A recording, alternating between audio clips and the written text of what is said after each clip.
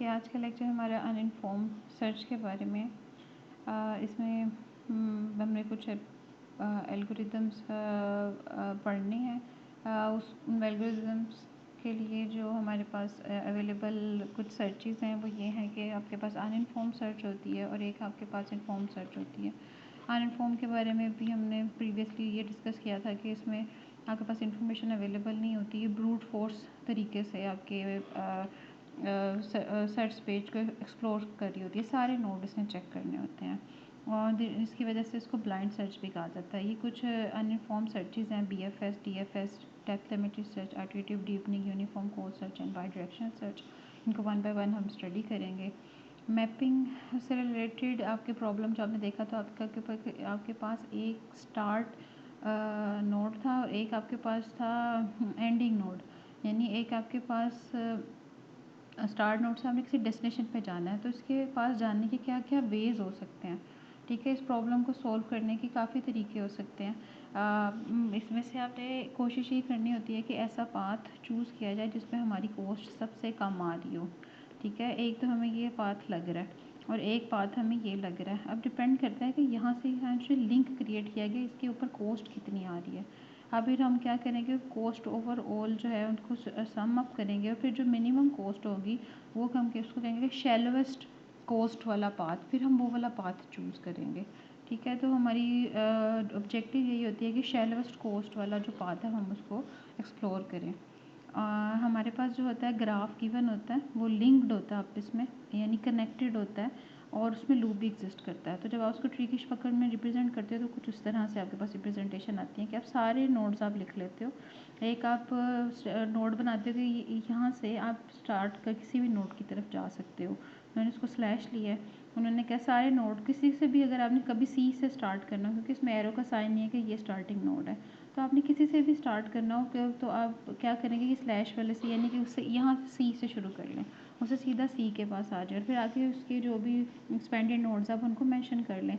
उसकी बजाय आप ये भी कर सकते हो कि आपके पास जो है ये A नोड है, इसके पास आपके पास A के बाद आपके पास आप किस किस से इसके एक्सपेंडेड नोड कौन से है, किस किस से कनेक्टेड है, A B से कनेक्टेड है, A C से कनेक्टेड है, A D से कनेक्टेड है, A E से कनेक्टेड है, इतने सारे नोड्स के साथ वो कनेक्टेड है। तो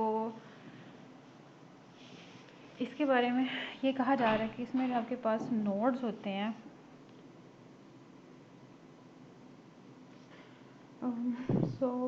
हमारे पास जो स्टेट्स होती हैं उसको हम कहते हैं कि हमारी ये नोड्स हैं और जो पूरा ग्राफ होता है ये हमारा इसमें जितने भी सारे नोड्स मिलके ये ग्राफ बना रहे होते हैं, ये हमारी टोटल स्टेट स्पेस होती है।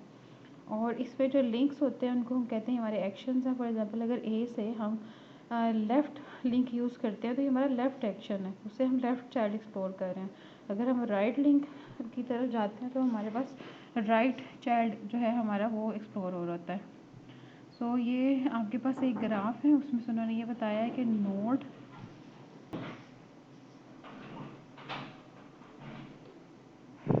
आपके पास जो ग्राफ है उसके अंदर कुछ नोड्स होते हैं और पूरा जो ग्राफ होता है वो आपके पास स्टेट स्पेस को रिप्रेजेंट कर रहा होता है और लिंक्स जो होते हैं वो आपके एक्शन को रिप्रेजेंट कर रहे होते हैं।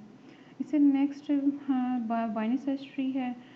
इसमें आपके पास बाइनरी सर्च ट्री में आपके पास एक इन्फॉर्मेशन गिवन होती है कि आपके पास जो रूट नोड होता है उसकी लेफ़्ट साइड पे जितने भी नोड्स हैं उनकी जो की है वो रूट नोड से छोटी होगी और जबकि जो लेफ़्ट साइड पे जितने भी आपके पास नोड्स हैं, जो भी ब्रांच है आपके पास, इसकी जो कीज़ हैं वो रूट से बड़ी होंगी। ठीक है, अब आपने 78 को सर्च करना है तो आप जब इधर आओगे तो आप रूट से कंपेयर करोगे, रूट से आपने कंपेयर किया इट इज़ 71, यानी ये तो बड़ा नंबर है 78। इसका मतलब ये है कि हम जो लेफ़्ट साइड पे मौजूद सारी ब्रांचेज़ हैं उसको स्किप कर देंगे, हमारा प्रॉब्लम साइज़ क्या हो जाता है वो रिड्यूस हो जाता है। लेकिन अगर हम उससे ज़्यादा कर दें, अगर हमारे पास 70, अगर क्योंकि 78 बड़ा नंबर है तो हम राइट साइड पे जाएंगे। अब आप राइट साइड पे जब आप जाते हो तो आप जाके यहाँ पे 78 आपको मिल जाएगा, क्योंकि आप 71 से चेक करोगे, 74 से 76 से 94 से छोटा है तो लेफ़्ट साइड पे यहाँ पे 78 आपको मिल गया। सिमिलरली ये भी एक आपके पास ट्री गिवन है, लेकिन इसमें आपने क्या सेट 38 सर्च करा, लेकिन 38 जो है आपके पास अवेलेबल नहीं है यहाँ पे जो आपके पास ये ब्रांच है ना आपकी लेफ़्ट साइड की, इसमें वो अवेलेबल ही नहीं है। यहाँ 39 गिवन है, तो ये यहाँ पे नहीं मिल रहा। तो ये जैसे एग्जांपल दी हुई है कि ट्री में ट्रेवर्स कैसे करते हैं, it depends on the search strategy. यहाँ पे सर्च स्ट्रेटजी ये है कि आपकी बाइनरी सर्च ट्री है, और उसमें ये होता है कि आपके पास लेफ़्ट साइड के ऊपर कीज़ छोटी होती है, राइट साइड पे कीज़ बड़ी होती हैं। तो जो भी आपने की ढूंढनी होती है उसको रूट से पहले कंपेयर करते हैं। अगर तो छोटी हुई तो लेफ़्ट साइड पे चले जाते हैं, अगर तो बड़ी हुई तो बड़ी साइड पे चले जाते हैं। उससे आपके पास आपकी ये वाली अप्रोच होती है। उसके बाद ये एक ट्रैवर्सिंग की एक एग्जांपल दी गई है कि इसमें एक ए है, इसमें उसके दो नोड्स हैं, यानी बी एंड सी, फिर बी है उसके दो नोड्स हैं डी एंड ई, फिर डी है उसके दो नोड्स हैं H and I, and so on. यानी इसमें जितने भी नोड्स हैं अगर उनके कोई चाइल्ड्स हैं तो वो दो ही हैं, और जब दो हैं तो हम कहेंगे कि ब्रांचिंग फैक्टर कितना है, वो उसको हम बी से रिप्रेजेंट करते हैं। तो मैं कह दूँ कि मेरा branching factor b is equal to 2 है, क्योंकि मेरे पास सिर्फ दो नोड्स ही हैं, हर एक चाइल्ड से टोटल दो नोड्स ही निकल रहे हैं। तो ये बी नोड है, यानी बी इज इक्वल टू 2 है। ब्रांचिंग फैक्टर अगर मेरा 3 होता तो हर चाइल्ड से 3 नोड्स निकलने थे। अगर मेरा ब्रांचिंग फैक्टर 4 होता, हर नोड से मेरे 4 चाइल्ड्स निकलने थे, 4 4 4, ठीक है। तो बी जो होता है वो आपका ब्रांचिंग फैक्टर, यानी कि उसके जो सक्सेसर होते हैं एक नोड के, यानी कि उसके जो चाइल्ड होते हैं उनको रिप्रेजेंट कर रहा होता है। ये आपके पास एक सूडो कोड है, ये ट्री सर्च का है और ये ग्राफ सर्च का है। ट्री सर्च में ये लिखा हुआ है कि आपके पास जो भी प्रॉब्लम आती है उसमें से आप एक सोल्यूशन रिटर्न करते हो। इधर वो अगर तो आपके पास जो प्रॉब्लम है उसका सोल्यूशन एग्जिस्ट कर रहा होगा तो आप कहोगे कि ये इसका सोल्यूशन एग्जिस्ट कर रहा है, तो ये इसका ये वाला सोल्यूशन है, अगर तो कर रहा होगा। अगर तो वो आपके गिवन ग्राफ में जो आपकी ट्री है उसमें नहीं है तो आप फेलवर का मैसेज रिटर्न कर दोगे। सबसे पहले आप क्या करोगे, आप फ्रंटियर को इनिशियलाइज करोगे। फ्रंटियर जो होती है वो आपकी क्यू भी हो सकती है, स्टैक भी हो सकती है। इट डिपेंड कौन सा डाटा स्ट्रक्चर आप यूज़ कर रहे हो, कौन सी प्रॉब्लम सॉल्व करने के लिए, ठीक है। तो जो भी आपकी फ्रंटियर है आपने उसको जो भी पहला आपके पास नोड अवेलेबल है, जैसे कि ये वाली एग्जाम्पल है इसमें ए नोड अवेलेबल है, तो इसमें आपने पहला फ्रंटियर में रखवा दिया, फिर आपने लूप का काम स्टार्ट किया। अब ये बार बार एग्जीक्यूट अंटिल आपकी सारी सर्च स्पेस जो है वो एग्जॉस्ट ना हो जाए। तो आपने पहले फ्रंटियर को ये चेक किया कि आपकी फ्रंटियर एम्प्टी है। अगर तो वो एम्प्टी है तो उसके पास आपके पास मैसेज आ जाएगा फेलवर का, लेकिन पहली दफ़ा कभी भी एम्प्टी नहीं होगी। रीज़न कि फ्रंटियर में आपने अभी ए नोड रखवाया, ठीक है, तो पहली दफ़ा कभी भी नहीं होगी। लेकिन अगर आपकी लूप के दौरान आपने एक ऐसी स्टेट पे आती है तो जब फ्रंटियर एम्प्टी हो जाती है उसका मतलब ये होगा कि आपने सारे नोड चेक कर लिए, क्योंकि इन सब नोड ने बारी बारी फ्रंटियर में आना ही आना है, ठीक है। और अगर आपकी फ्रंटियर एम्प्टी हो जाती है तो इसका मतलब है कि अब ऐसे नोड के ऊपर पहुंच चुके हो जहाँ पे आपके पास जो आपकी फ्रंटियर जो है ना वो उसने सारे नोड्स चेक कर लिए हैं और वो खाली होगी। इसका मतलब सोल्यूशन नहीं मिल रहा, तो आप फेलवर का मैसेज भेज दोगे। पहली दफ़ा ये फ्रंटियर खाली नहीं होगी आपने, क्योंकि फ्रंटियर में ए नोड रखवाया। तो अब चूज़ अ लीफ नोड का मतलब ये है कि आपने एक लीफ नोड यहाँ से चूज़ करना है जो भी फ्रंटियर में पड़ा है। वो ए पड़ा है, ए चूज़ करोगे और उसको फ्रंटियर से रिमूव कर दोगे। अगर तो नोड आपका कंटेन करता है गोल, अगर तो वो गोल है तो रिटर्न कर दो, यानी ये जो आपने ए चूज़ किया कि वो गोल है, नहीं वो गोल नहीं है तो आप तो नहीं इधर देन में नहीं जाओगे। आप क्या करोगे, एक्सपैंड कर दोगे उसके चूज़न नोड को। जो भी आपने ये चूज़ किया है नोड्स को एक्सपैंड कर दो और उसके जो रिज़ल्ट है वो किधर ऐड कर दो, फ्रंटियर के अंदर ऐड कर दो, यानी उसके रिजल्टिंग नोड्स को फ्रंटियर्स में ऐड कर दो। तो अब भी पहले आपने क्या किया, ए लिया उसको फ्रंटियर में रखवाया, चेक किया फ्रंटियर खाली है नहीं खाली है, उसमें से एक लीफ नोड चूज़ किया। लीफ नोड में क्या आ गया, कैपिटल ए को देखा गोल तो नहीं है, नहीं गोल नहीं है, उसने आपने क्या किया इसको एक्सपैंड कर दो। एक्सपैंड का मतलब ये है कि उसके जो भी चाइल्ड नोड्स हैं, रिजल्टेड नोड्स हैं, उनको फ्रंटियर में रखवा दो। इसका मतलब क्या होगा, इसका मतलब ये होगा कि बी और सी अब कहाँ चले जाएंगे, फ्रंटियर में चले जाएंगे। अगली दफ़ा फिर बी चेक, फ्रंटियर में से जो भी पहले बी एंटर किया होगा आपने, बी पहले बाहर आएगा। क्या लीफ नोड इसको चूज़ करो, फ्रंटियर में से बी चूज़ करो और उसको रिमूव कर दो, रिमूव हो गया। क्या बी गोल है, नहीं बी गोल नहीं है। उसके इसके चूज़न नोड के चाइल्ड एक्सपैंड करो और फ्रंटियर में ऐड कर दो। तो चूज़न नोड के चाइल्ड नोड्स कौन कौन से हैं, बी के चाइल्ड नोड्स हैं डी एंड ई, इनको फ्रंटियर में एक्सपैंड कर देंगे। फ्रंटियर की स्टेट क्या होगी कि फ्रंटियर में पड़ा होगा सी के बाद आएगा डी, उसके बाद आएगा ई, ठीक है।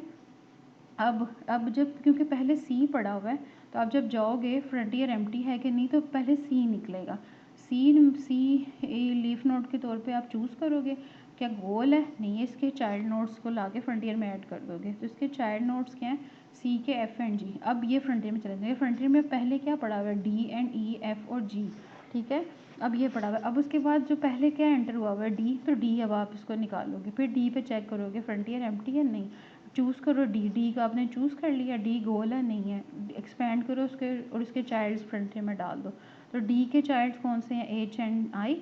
अब पहले क्या पड़ा होगा फ्रंटियर में? फ्रंटियर में पहले पड़ा होगा ई एफ एंड जी और उसके एंड पे एच और आई आ जाएगा। अब फ्रंटियर दोबारा से लूप ऊपर जाके चेक होगा, क्या फ्रंटियर एम्प्टी है? फ्रंटियर एम्प्टी नहीं है। चूज़ करो एक लीफ नोड। अब कौन सा नोड आएगा? क्योंकि डी तो ख़त्म हो गया है, ई आएगा। ई आपने चेक किया, ई आपके पास क्या वो नोड है? गोल नोड है नहीं। इसके भी फिर नोड एक्सपेंड करो, इसके भी नोड आपने एक्सपेंड कर दिए, फिर जे एंड के। अब आपकी ये दोनों नोड जाके फ्रंटियर में ऐड हो जाएंगे। फ्रंटियर में पहले से पड़ा होगा F G H I, F J और के आ जाएंगे।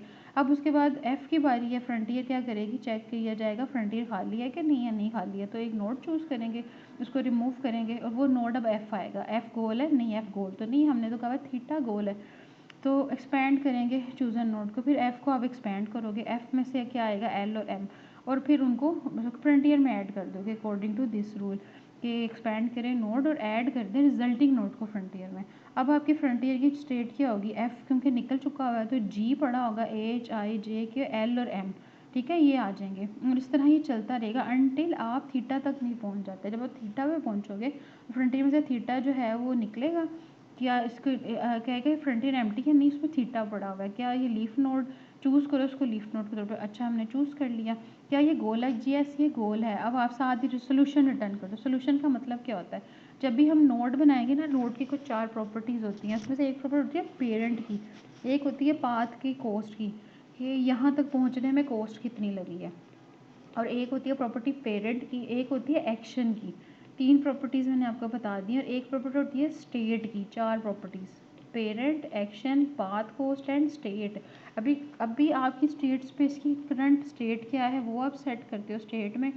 अच्छा आपका पेरेंट कौन सा है वो आ जाता है।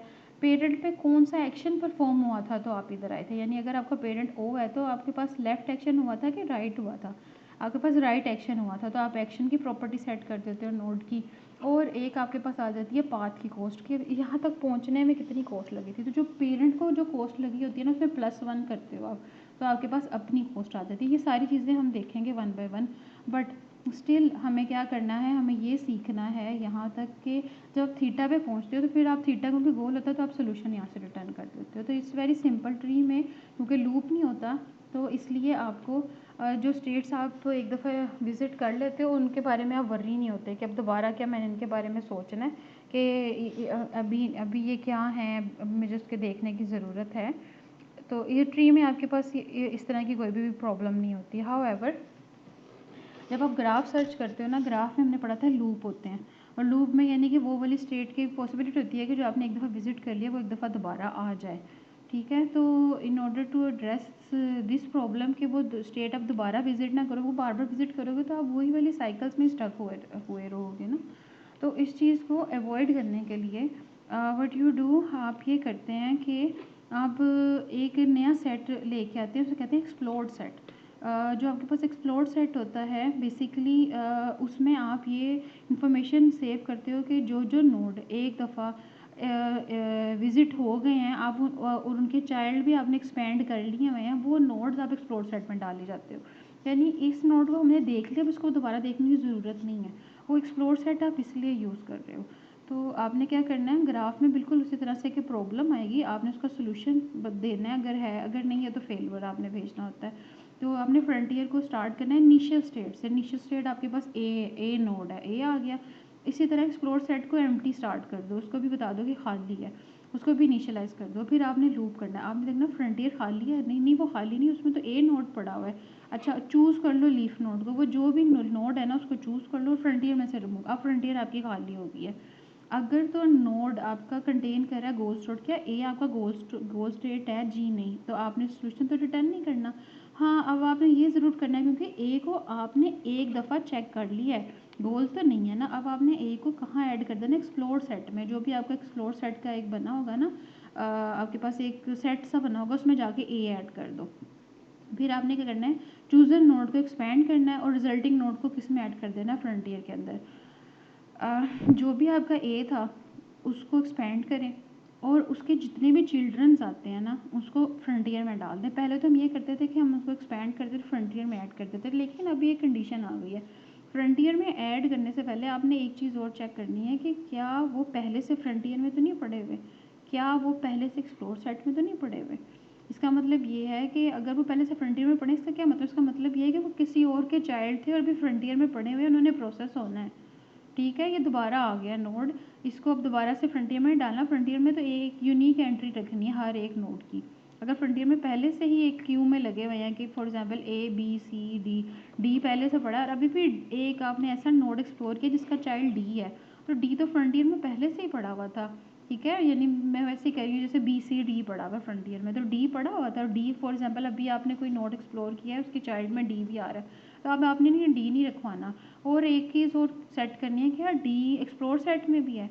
एक्सप्लोर सेट का मतलब है कि डी आपके पास आया था, आपने उसके चाइल्ड्स वगैरह सारे देखे थे और फिर आपने उसको ऐड करा के फ्रंटियर में और फिर डी को एक्सप्लोर सेट में डाल दिया था। तो अब तो अगर वो एक्सप्लोर में भी होगा तो भी आपने नहीं डालना। तो इसमें तीन चीज़ें आपके पास एक नई आ जाती हैं ग्राफ में। आप एक्सप्लोर सेट लेते हो, आप जो भी नोड एक दफ़ा विजिट हो जाता है गोल के लिए, कि गोल नहीं है उसको एक्सप्लोर में डालते हो और फिर उस नोड के जो भी चाइल्ड्स होते हैं जब आप उनको एक्सपेंड कराते हो तो उन चाइल्ड नोड्स को आप फ्रंटियर में ऐड तभी करते हो जब वो पहले से फ्रंटियर में ना हो और पहले से एक्सप्लोर सेट में ना हो। ठीक है, ये आपके पास ग्राफ सर्च में होता है। मोस्टली जो है वो ग्राफ सर्च ही प्रॉब्लम्स होती हैं वो ग्राफ सर्च बेस्ड होती हैं। ट्री बेस्ड सर्च बेस्ड जो होती है ना प्रॉब्लम, वो कम ही होती हैं। लूप आ रहे होते हैं, बार बार चीज़ें आपके पास विजिट करने के लिए आ रही हो एग्जिस्ट कर रही होती हैं, तो यूजुअली हम इसी एल्गोरिदम को कैरी करेंगे अपनी प्रॉब्लम्स में। अपने आगे आगे जितनी भी प्रॉब्लम्स हैं ना उसके लिए इसको कंसिडर करेंगे। ये एक एक्सेल शीट के ऊपर मैंने थोड़ा सा काम किया था कि आपके पास नोड है, आपके पास कोस्ट है गोल तक पहुंचने की, एक्शन क्या परफॉर्म किया था, पेरेंट आपका इसका क्या था, और एग्जामिन हो गया मतलब एक्सप्लोर सेट में है कि नहीं है। तो ये मैंने 1 बाय 1 सारा किया था, तो इसकी अभी ज़रूरत नहीं है फ़िलहाल, आप इसको स्किप कर सकते हैं। इसके बाद ये ट्री सर्च की एग्जांपल है। इसमें ये बताया गया इनिशियल स्टेट आपके पास ये थी। अगर आपने इसको एक्सपेंड करते हो तो आपके पास क्या होता है कि आपके पास जो जब आप एक्सपेंड कर देते हो ना, इसका मतलब आपने इसका गोल टेस्ट चेक कर लिया हुआ था। जब आप गोल टेस्ट चेक कर ले तो एक चीज़ को, तो उसको अब ग्रे कर देते हो। और जब एरर आपने पहली दफ़ा जनरेट की थी तब आपने इसको क्या किया, तब इसको ग्रे नहीं किया। लेकिन जब आपने चेक कर लिया क्या ये गोल तो नहीं है, गोल नहीं था, तो आपने इसको एक्सप्लोर सेट में डाल दिया, तो अब ये ग्रे हो जाती है स्टेट, और फिर आपने इसके चिल्ड्रंस भी एक्सपेंड कर दिए और इनको भी डाल दिया फ्रंटियर में, अगर पहले से ये फ्रंटियर या एक्सप्लोर सेट में नहीं थे। अब उसके बाद आपने फ्रंटियर में से जाके एक नोड चूज़ किया, वो पहले ये वाला क्योंकि फ्रंटियर में पड़ा, सी बी यू आ जाएगा। सी बी यू पर चेक करें कि ये गोल स्टेट है, ये गोल स्टेट नहीं है, इसको एक्सप्लोर सेट में डाल, जैसे आप इसको एक्सप्लोर सेट में डालेंगे आप इसको ग्रे कर दें। उसके बाद आप इसके चिल्ड्रंस जो हैं वो एक्सपेंड करें और उनको सभी फ्रंटियर में डालना है जब वो पहले से फ्रंटियर या एक्सप्लोर सेट में ना हो। अब कौन कौन जाएगा फ्रंटियर के अंदर, फ्रंटियर में पहले था सी बी यू पड़ा हुआ था और ये था कोई ये टीमी सोरा और जैरिन। तो जब आपने सी बी यू निकाला तो वो फ्रंटियर से निकल के अब उसमें ये दो पड़े हुए हैं। अब जब आप सी बी यू के चाइल्ड्स निकालें, अब आपने इनको तब डालना फ्रंटियर में जब इनमें से कोई पहले से फ्रंटियर या एक्सप्लोर सेट में ना पड़ा। एक्सप्लोर सेट में भी कौन कौन पड़े हैं, जो ग्रे हुए हैं, यानी एक्सप्लोर सेट में एरड और सी बी यू है और फ्रंटियर में पहले से ये दो पड़े हुए हैं सिर्फ। अब ये चार निकले हैं, चारों में से देखें कि अब क्या एरड आप डालोगे फ्रंटियर में, पहले आप चेक करो एक्सप्लोर सेट में एरड है, वो हाँ ये तो है, ग्रे हुआ हुआ ना, इसका मतलब एक्सप्लोर सेट में, तो अब ये नहीं जाएगा, ये तो नहीं ख़त्म हो। अब फ्रागस आपके पास एक्सप्लोर सेट में है जी नहीं, ये दो ग्रे कलर है यानी यही दो एक्सप्लोर में नहीं है। इस फ्रंटियर में पहले से है, फ्रंटियर में तो ये दो नोट पड़े हैं, ये भी नहीं है, ये भी ये फ्रंटियर में ऐड हो जाएगा। आगे ये वाला ओ वाला भी है और एडिया भी ऐड हो जाएगा और आगे ये रेमिनी कुछ लिखा हुआ है ये भी ऐड हो जाएगा फ्रंटियर में। इस तरह से फिर ये आपका प्रोसेस जो है चलता रहता है। अभी फ्रंटियर की डेफिनेशन ये दी है कि इसमें कलेक्शन ऑफ नोड्स होते हैं जो अभी जनरेट हुए होते हैं लेकिन एक्सपेंड नहीं होते, वो हम फ्रंटियर में डालते हैं। जब आपको पता है ना फ्रंटियर से निकालते हैं फिर उसका गोल चेक करते हैं, वो गोल नहीं होता तो उसको एक्सपेंड करते हैं, ऐसा ही होता है ना। यानी फ्रंटियर में जब वो जो जाते हैं ना तो जनरेट हुए होते हैं, यानी अभी एक्सपेंड नहीं हुए होते, यानी उनके अभी चिल्ड्रंस नहीं निकले होते। तो वो यही कह रहा है कि फ्रिंज में वही नोड आते हैं जो सिर्फ अभी जनरेट हुए हैं, अभी एक्सपेंड नहीं होते। एक्सपेंड तो आपको पता है फ्रंटियर से निकाल के गोल टेस्ट चेक करके एक्सप्लोर सेट में डाल के फिर जाके चेक कर रहे होते हैं। तो यही बात कर रहे हैं। और ये ऑर्डर कहते हैं कि आपने सर्च उनको एक्सपेंड किस तरह करना है, यानी किस तरह से नए नए नोड चेक करने हैं, वो आपकी सर्च स्ट्रेटजी बताएगी। अगर आपने BFS बताया होगा तो पहले एरर आएगा, फिर CBU, फिर ये फिर ये फिर ये। अगर आपने DFS अप्लाई की होगी तो एरर CBU ये, फिर एरर CBU और नेक्स्ट ये, फिर एरर CBU ये, क्योंकि डेप्थ फर्स्ट डेप्थ में चलती है और ब्रेथ फर्स्ट बेस्ट में चलती है, ब्रेथ में ही चलती है। वो कह रहे हैं ये जो फ्रंटियर है, अगर आप उसको लिए डाटा स्ट्रक्चर क्यू का यूज़ करते हो तो क्यू में ये डिफरेंट चीज़ें होती हैं, जैसे कि फ्रिंज। क्यू का मतलब फ्रिंज, फ्रंटियर का दूसरा नाम जो है वो फ्रिंज है। तो कहते हैं उसको इम्प्लीमेंट इस तरह करने के पहले आपने क्यू बनानी है, उसका क्या क्या होगा, जो भी एलिमेंट दोगे उसकी क्यू बना देगा। यानी एक फंक्शन होगा मेक क्यू का, उसको कोई आप फंक्शन एलिमेंट दोगे तो उसकी वो क्यू बना देगा। एम्प्टी का होगा, उसका मतलब है चेक किया जाए क्यू एम्प्टी है। फर्स्ट क्यू का मतलब है कि क्यू का पहला एलिमेंट रिटर्न कर दो। रिमूव फर्स्ट क्यू का मतलब है कि पहला एलिमेंट रिटर्न भी करो और क्यू से रिमूव भी कर दो। इंसर्ट एलिमेंट क्यू का मतलब ये है कि ये वाला एलिमेंट इस क्यू में इंसर्ट कर दो। और इंसर्ट ऑल का मतलब है कि ये सारे एलिमेंट्स जो आपने पहले यहाँ पे सोचा लिस्ट की सूरत में दिए हैं, सारे के सारे एलिमेंट इस क्यू के अंदर जो है वो इंसर्ट कर दो। ठीक है, तो ये आपके पास क्यू का फंक्शन है। सो क्यू के इम्प्लीमेंट करने के लिए ये सारे फंक्शंस चाहिए होते हैं।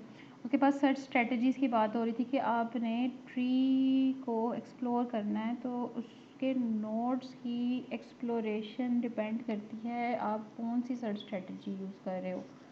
ठीक है, और सर्च स्ट्रेटजीज BF बस ब्रेथ फर्स्ट सर्च हो सकती हैं, डेप्थ फर्स्ट सर्च हो सकती है, iterative deepening, limited depth limited search हो सकती है, यूनिफॉर्म कोर्स सर्च, कुछ भी हो सकती हैं। ठीक है, तो वो कहते हैं जो सर्च स्ट्रेटजीज होती हैं ये आपके नोड्स की एक्सपेंशन का ऑर्डर बताती हैं, किस किस ऑर्डर में उन्होंने एक्सपेंड होना है। और इनको वैल्यूएट किया जाता है 4 बातों के ऊपर, कंप्लीटनेस पे, ऑप्टिमलिटी पे, टाइम कम्प्लेक्सिटी पे और स्पेस कम्प्लेक्सिटी पे। और कंप्लीटनेस का मतलब क्या होता है कि क्या सोल्यूशन एग्जिस्ट करता है, क्या ये सर्च स्ट्रेटजी ये सोल्यूशन फाइंड कर सकती है। अगर आपकी सर्च स्पेस में कोई एक सोल्यूशन है तो क्या ये हमेशा गारंटेड है कि ये सोल्यूशन दिया करेगी। ठीक है, तो इसके अकॉर्डिंगली BFS जो होती है वो ये गारंटेड करती है कि वो सोल्यूशन देती है, जबकि जो DFS होती है वो ये गारंटी नहीं कर सकती। रीज़न इसकी क्या है, इसकी रीज़न सिंपल सादा सी है कि BFS जो है ना वो ब्रेथ वाइज जब सर्च करती है तो उसने सारे नोड्स एक्सप्लोर करने होते हैं। जैसे मैं एग्जांपल ये देती हूँ कि अगर मेरे पास यहाँ पे जी, ये जो एक नोड है G, ये आपके पास गोल है। ठीक है, और ये जो ब्रांच है ना ये वाली ये इनफाइनाइट है, आर के बाद भी कुछ और नोड है पर ये चलते जा रहे हैं। ठीक है, कुछ इस तरह की सर्च स्पेस आपको मिल गई है। अब जब BFS रन करोगे तो क्या होगा, BFS पहले A पे आएगी, B को चेक करेगी, C को चेक करेगी, D को चेक करेगी, E को चेक करेगी, F को चेक करेगी और G पे उसको गोल मिल जाएगा। BFS ने गोल अनाउंस कर दिया। डेप्थ फर्स्ट ने क्या करना है, ब्रांच बाय ब्रांच जाना है, पहले A पे, B पे, D पे, H पे, P पे। ठीक है, फिर उसने आना है A पे, B पे, D पे, H पे और Q पे। फिर R से आगे क्योंकि जा रहा था, फिर A पे, B पे, D पे, I पे, R से आगे जितने नोड हैं ये इनफाइनाइट है, ब्रांच ख़त्म ही नहीं हो रही, इतने नोड लूप बार बार लूप लूप लूप जा ही जा रहा है, जा ही जा रहा है। वो इतने ज़्यादा नीचे वो कभी इनफाइनाइटली स्टक हो जाएगी, वो कभी G तक पहुंच ही नहीं सकती। तो DFS में होता है कि कुछ ऐसे सिनेरियोज होते हैं जिसमें सोल्यूशन शायद विजिबली नज़र तो आ रहा होता है लेकिन वो क्योंकि इनफाइनाइटनेस का पैरामीटर आ सकता है आपके पास सर्च पेज में, तो वो उसमें स्टक हो सकती है, इसलिए इसलिए वो कंप्लीट नहीं होती। ठीक है, और जो कि BFS ने ब्रेथ में जाना होता है, ऐसे ऐसे ऐसे लेवल वाइज उसने मूव करना होता है, तो वो उसने ढूंढ ही लेना है कोई कहीं ना कहीं सोल्यूशन। उसको इनफाइनाइटनेस इनकाउंटर नहीं होती क्योंकि वो ब्रेथ में ऐसे ऐसे जा रही होती है। तो कंप्लीट वो है। दूसरी प्रॉपर्टी जो थी वो BFS की सर्च स्ट्रेटजी की है ऑप्टिमलिटी। ऑप्टिमलिटी का मतलब है कि does it always find a least cost solution, क्या ये कम से कम कॉस्ट वाला सोल्यूशन फाइंड कर सकती है जो भी सर्च स्ट्रेटजी है। अगर BFS को देखें तो आंसर इज़ येस, अगर DFS को देखेंगे तो आंसर इज़ नो। इसको एग्जांपल मैं आपको इस तरह से देती हूँ कि फॉर एग्जांपल ABDH, H आपका गोल है, H यहाँ पे भी पड़ा हुआ है और H ये G नहीं है, यहाँ पे भी H पड़ा हुआ है, यानी गोल 2 जगह पे है। तो इस वाले पाथ की कॉस्ट आप क्या करें, मैं कहती हूँ आपके पास सारे लिंक्स की कॉस्ट 1 है, सारे लिंक्स की कॉस्ट 1 है, इसकी 1 हुई, इसकी 1 हुई 2, इसकी 1 हुई 3, यानी इस तरह से यहाँ तक पहुँचने की कॉस्ट 3 है। यहाँ पे भी आपने ज़ूम करना है, एच पड़ा हुआ है, इस तक की कॉस्ट मुझे बताएं, इधर से सी से इधर, तो इसकी कॉस्ट तो 2 है, तो मेरा तो लीस्ट कॉस्ट वाला पाथ तो ये है, तो ऑप्टिमल सोल्यूशन तो मेरा ये होगा ना। अब बी एफ एस तो ये ढूंढ लेंगे क्योंकि उसने तो ब्रेथ में जाना है, ए से बी से सी से डी से ई से एफ से जी से, बी एफ एस ने तो ये ढूंढ लिया उसने पहले, क्योंकि ऐसे ऐसे जाना है तो वो तो ऐसे ही फाइंड कर लेगी जो भी लेवल, जिस लेवल पे आ गया आपका सोल्यूशन उसने वो वाले ट्रिगर करना है। जब डी एफ एस है वो यहाँ पे आते आते यहाँ पे आके रुक जाएगी, वो कहेगी ये एच तो मिल गया, वो फ़ौरन सोल्यूशन रिटर्न कर देगी। वो ये तो नहीं ना चेक करती बेस्ट है अभी और सर्च में जाके देखो, ऐसा नहीं होता, उसको जैसे ही गोल मिलता है वो रिटर्न कर देती है। तो ये कितना टाइम लगा, 1 2 3 तीन उसको लगा, टू कॉस्ट लगी उसकी यहाँ तक पहुँचने की, 3 कॉस्ट है उसकी यहाँ पे। तो इसका मतलब ये है कि डी एफ एस इंश्योर नहीं करती कि लीस्ट कॉस्ट वाला सोल्यूशन मिले, ढूंढ देगी अगर वो ढूंढ सकती हुई तो, लेकिन लीस्ट कॉस्ट वाला इंश्योर नहीं करती। वो कौन इंश्योर करती है, वो बी एफ एस करती है। तो ऑप्टिमल बी एफ एस है, डी एफ एस नहीं। टाइम को लेके अगर आप देखना चाहो तो टाइम जो है बी एफ एस ज़्यादा लेती है क्योंकि उसने ब्रेथ में सर्च कर, उसने लेवल के सारे नोड एक्सप्लोर करने होते हैं, ठीक है। तो उसने उसको टाइम बहुत लग रहा होता है उसके ऊपर, जबकि डी एफ एस होती है उसने ब्रांच में जाना, तो ब्रांच में ही कोड पड़ा हुआ है, तो उसने कम नोड्स एक्सप्लोर किया और उसको जल्दी से गोल मिल गया। अब ऑप्टिमल के ऊपर नहीं मैं आ रही, ठीक है। मेरी कंडीशन ये है कि आप जो है वो एक सोल्यूशन ढूंढें, अगर वो मिल गया तो टाइम बताएं जल्दी कौन सोल्यूशन फाइंड करता है, तो उसमें तो बी एफ एस विन कर जाती है। तो मोस्टली भी ऐसे ही होता है, ब्रेडफास्ट जो है वो क्योंकि लेवल वाइज ट्रेवर्सिंग कर रही होती है तो वो बहुत टाइम ले रही होती है, और डी एफ एस जो होती है वो डेप्थ वाइज कर रही होती है, तो वो कम नोड्स को एक्सप्लोर करते हुए सोल्यूशन फाइंड कर देती है। स्पेस कम्प्लेक्सिटी में भी डी एफ एस बेहतर होती है क्योंकि ब्रांच वाइज डेप्थ वाइज जाना होता है उसने, पहले एक पूरी ब्रांच, फिर दूसरी ब्रांच, फिर तीसरी ब्रांच, तो उसके पास ना सीधे वो ब्रांच वाले नोड आ रहे होते हैं, तो वो कम है कंपेयर टू जब आप ब्रेथ वाइज सर्च करोगे, यानी कि आप इस तरह सर्च करोगे ना, जैसे इधर से इधर से इधर से इधर से इधर से यहाँ तक जाना है, तो इसने इतने सारे नोड्स भी पहले रखवाने हैं मेमोरी के अंदर, एक्सप्लोर सेट के अंदर इसने पूरे नोड्स, ये सारा डाटा चाहिए, काफ़ी ज़्यादा स्पेस रिक्वायर होती है। जबकि अगर आपका ये वाला जो थीटा है, डी एफ एस के केस में भी ऐसे, लेकिन अगर आपके पास यहाँ पे है थीटा यहाँ, यानी पी आपका गोल नोड है, तो बी एफ एस में क्या करना पड़ेगा, 1 2 3 4 5 6 7 8 9 10 11 12 13 14 15 16 नोड जो है वो मुझे करके ना उसकी रखवा के मुझे आने पड़ेंगे। अगर हर एक नोड जो है वो एक बाइट का है तो मुझे 16 बाइट्स चाहिए होंगी, ठीक है। 16 बाइट्स मुझे चाहिए होंगी स्टोर कराने के लिए। लेकिन अगर मैं डी एफ एस में आती हूँ, डी एफ एस क्या करेगा, पहले ये फिर ये फिर ये फिर ये, उसको कितनी बाइट्स चाहिए इस नोड तक जाने के लिए, 1 बाइट 2 बाइट 3 बाइट 4 बाइट्स के बाद वो आपको मुझे सोल्यूशन दे देगा, वो कम स्पेस लेता है। तो आपके पास जो पहली 2 हैं स्ट्रेटजीज़ के लिए सर्च स्ट्रेटजीज़ में जो आपने वैल्यूएशन करनी है 4 डिमेंशंस में से, पहली 2 में बी एफ एस अच्छी है और आखिरी 2 में डी एफ एस अच्छी है, ठीक है। इनको हम हर एक सर्च के लिए देखेंगे, कंप्लीटनेस को, ऑप्टिमैलिटी को, टाइम कम्प्लेक्सिटी को, स्पेस कम्प्लेक्सिटी को। अब वो कहते हैं टाइम और स्पेस की जब आपने बात करनी है तो 3 टर्म्स का पता होना चाहिए। ब्रांचिंग फैक्टर मैंने आपको शुरू में बताया था कि जितने number of nodes child nodes किसी के होते हैं वो उसको आप ब्रांचिंग फैक्टर से रिप्रेजेंट करते हैं, यानी सक्सेसर्स कितने, maximum number of successor, maximum number of child node of a node, वो आपको बी से आपने रिप्रेजेंट करना है। अगर किसी के 2 में तो ब्रांचिंग फैक्टर 2 है, अगर किसी के 3 है तो ब्रांचिंग फैक्टर 3 है, और अगर किसी के 4 है तो आपके पास ब्रांचिंग फैक्टर जो है वो 4 होगा। सिमिलरली आपके पास जो है डेप्थ है वो मैं इसको एक्सप्लेन कर,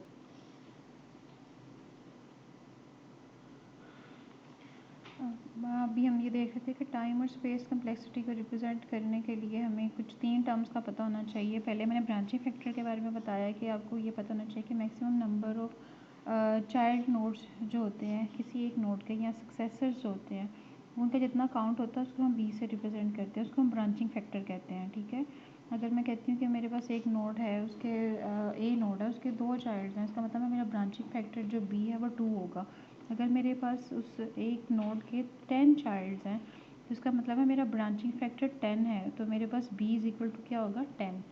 तो ब्रांचिंग फैक्टर के बारे में हमें पता होना चाहिए, यानी b की वैल्यू अगर हमें टाइम कम्प्लेक्सिटी स्पेस कम्प्लेक्सिटी के बारे में जानना है तो वो पता होनी चाहिए। और डी जो है वो आपके पास जो शैलोएस्ट गोल होता है, लीस्ट कोस्ट वाला गोल, उसको उसकी जो डेप्थ होती है उसको हम डी से रिप्रेजेंट करते हैं, हम कितना दूर है। ठीक है, शैलोएस्ट कोस्ट मैंने अभी शैलोएस्ट नोड मैंने आपको भी पहले बताया था, जिस तक रीच करने की कम से कम कोस्ट हो कंपेयर टू जो दूसरे गोल्स भी अवेलेबल हैं उनकी कोस्ट ज़्यादा है लेकिन उसकी कम है, तो उसको हम डी से रिप्रेजेंट करते हैं कि डी रिप्रेजेंट करता है डेप्थ ऑफ शैलोएस्ट गोल नोड। जबकि आपके पास जो एम है ये आपके पास स्टेट स्पेस में अगर कोई पाथ अवेलेबल है मैक्सिमम लेंथ का तो ये उसको रिप्रेजेंट कर रहा होगा, एम उसको रिप्रेजेंट कर रहा होगा। मैक्सिमम लेंथ का पाथ आपके पास जो स्टेट में अवेलेबल होगा उसको हम रिप्रेजेंट करेंगे एम से। तो 3 टर्म्स हैं, बी ब्रांचिंग फैक्टर जो नंबर ऑफ़ सक्सेसर्स होते हैं किसी चाइल्ड नोड्स के, मैक्सिमम नंबर ऑफ़ सक्सेसर्स वो बी से रिप्रेजेंट होंगे। जो भी आपका शैलोएस्ट गोल नोड होगा लीस्ट कोस्ट वाला जिसमें कम स्पेंडिंग करके आप उस कोस्ट तक पहुंचते हो उसको डी से रिप्रेजेंट करोगे। और एम आपका पास होगा किसी भी स्टेट स्पेस में ऐसा पाथ जिसकी लेंथ सबसे ज़्यादा हो उसको आप एम से रिप्रेजेंट करोगे। So let's move on the first search strategy and ये है हमारे पास ब्रेथ फर्स्ट सर्च।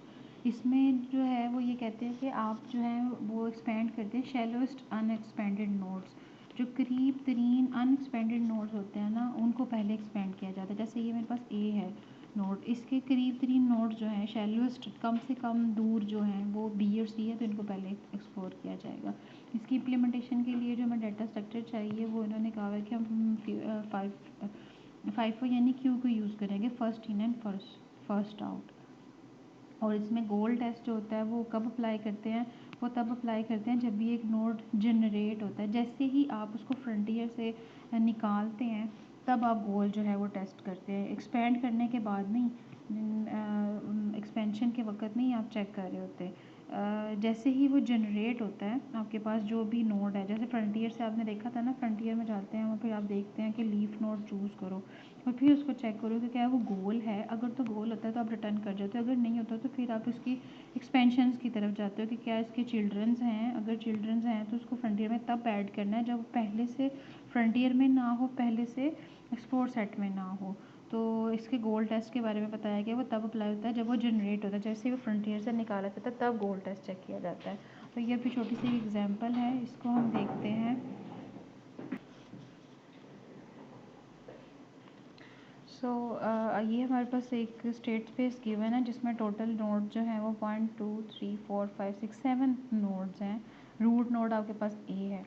तो अभी हम इसके ऊपर जो ग्राफ सर्च का सूडो कोड अभी हमने यहाँ पे सीखा था ये वाला, ये हम इसके ऊपर अप्लाई करेंगे और इसकी मदद से हम जो है वो नोड गोल स्टेट की तरफ जाएंगे। तो सबसे पहले तो हमने डिफ़ाइन करना है अपना प्रॉब्लम कि अब हम इसमें गोल क्या है। तो अभी यहाँ पे गोल स्टेट में लिखा हुआ है कि गोल आपके पास एम है, तो एम नोड आपको कहीं विजिबल है आ रहा है, नहीं एम नहीं है, इसका मतलब है इसका सोल्यूशन नहीं आएगा मिलेगा हमें। एनीवेज एक तो हमें गोल स्टेट का पता चल गया।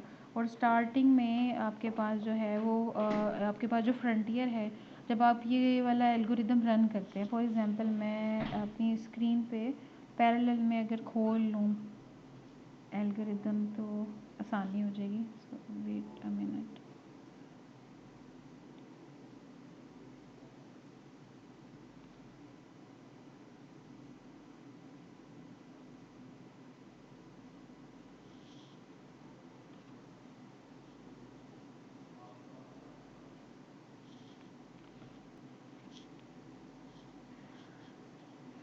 सो ये मैंने साइट पे एल्गोरिदम ओपन कर लिया।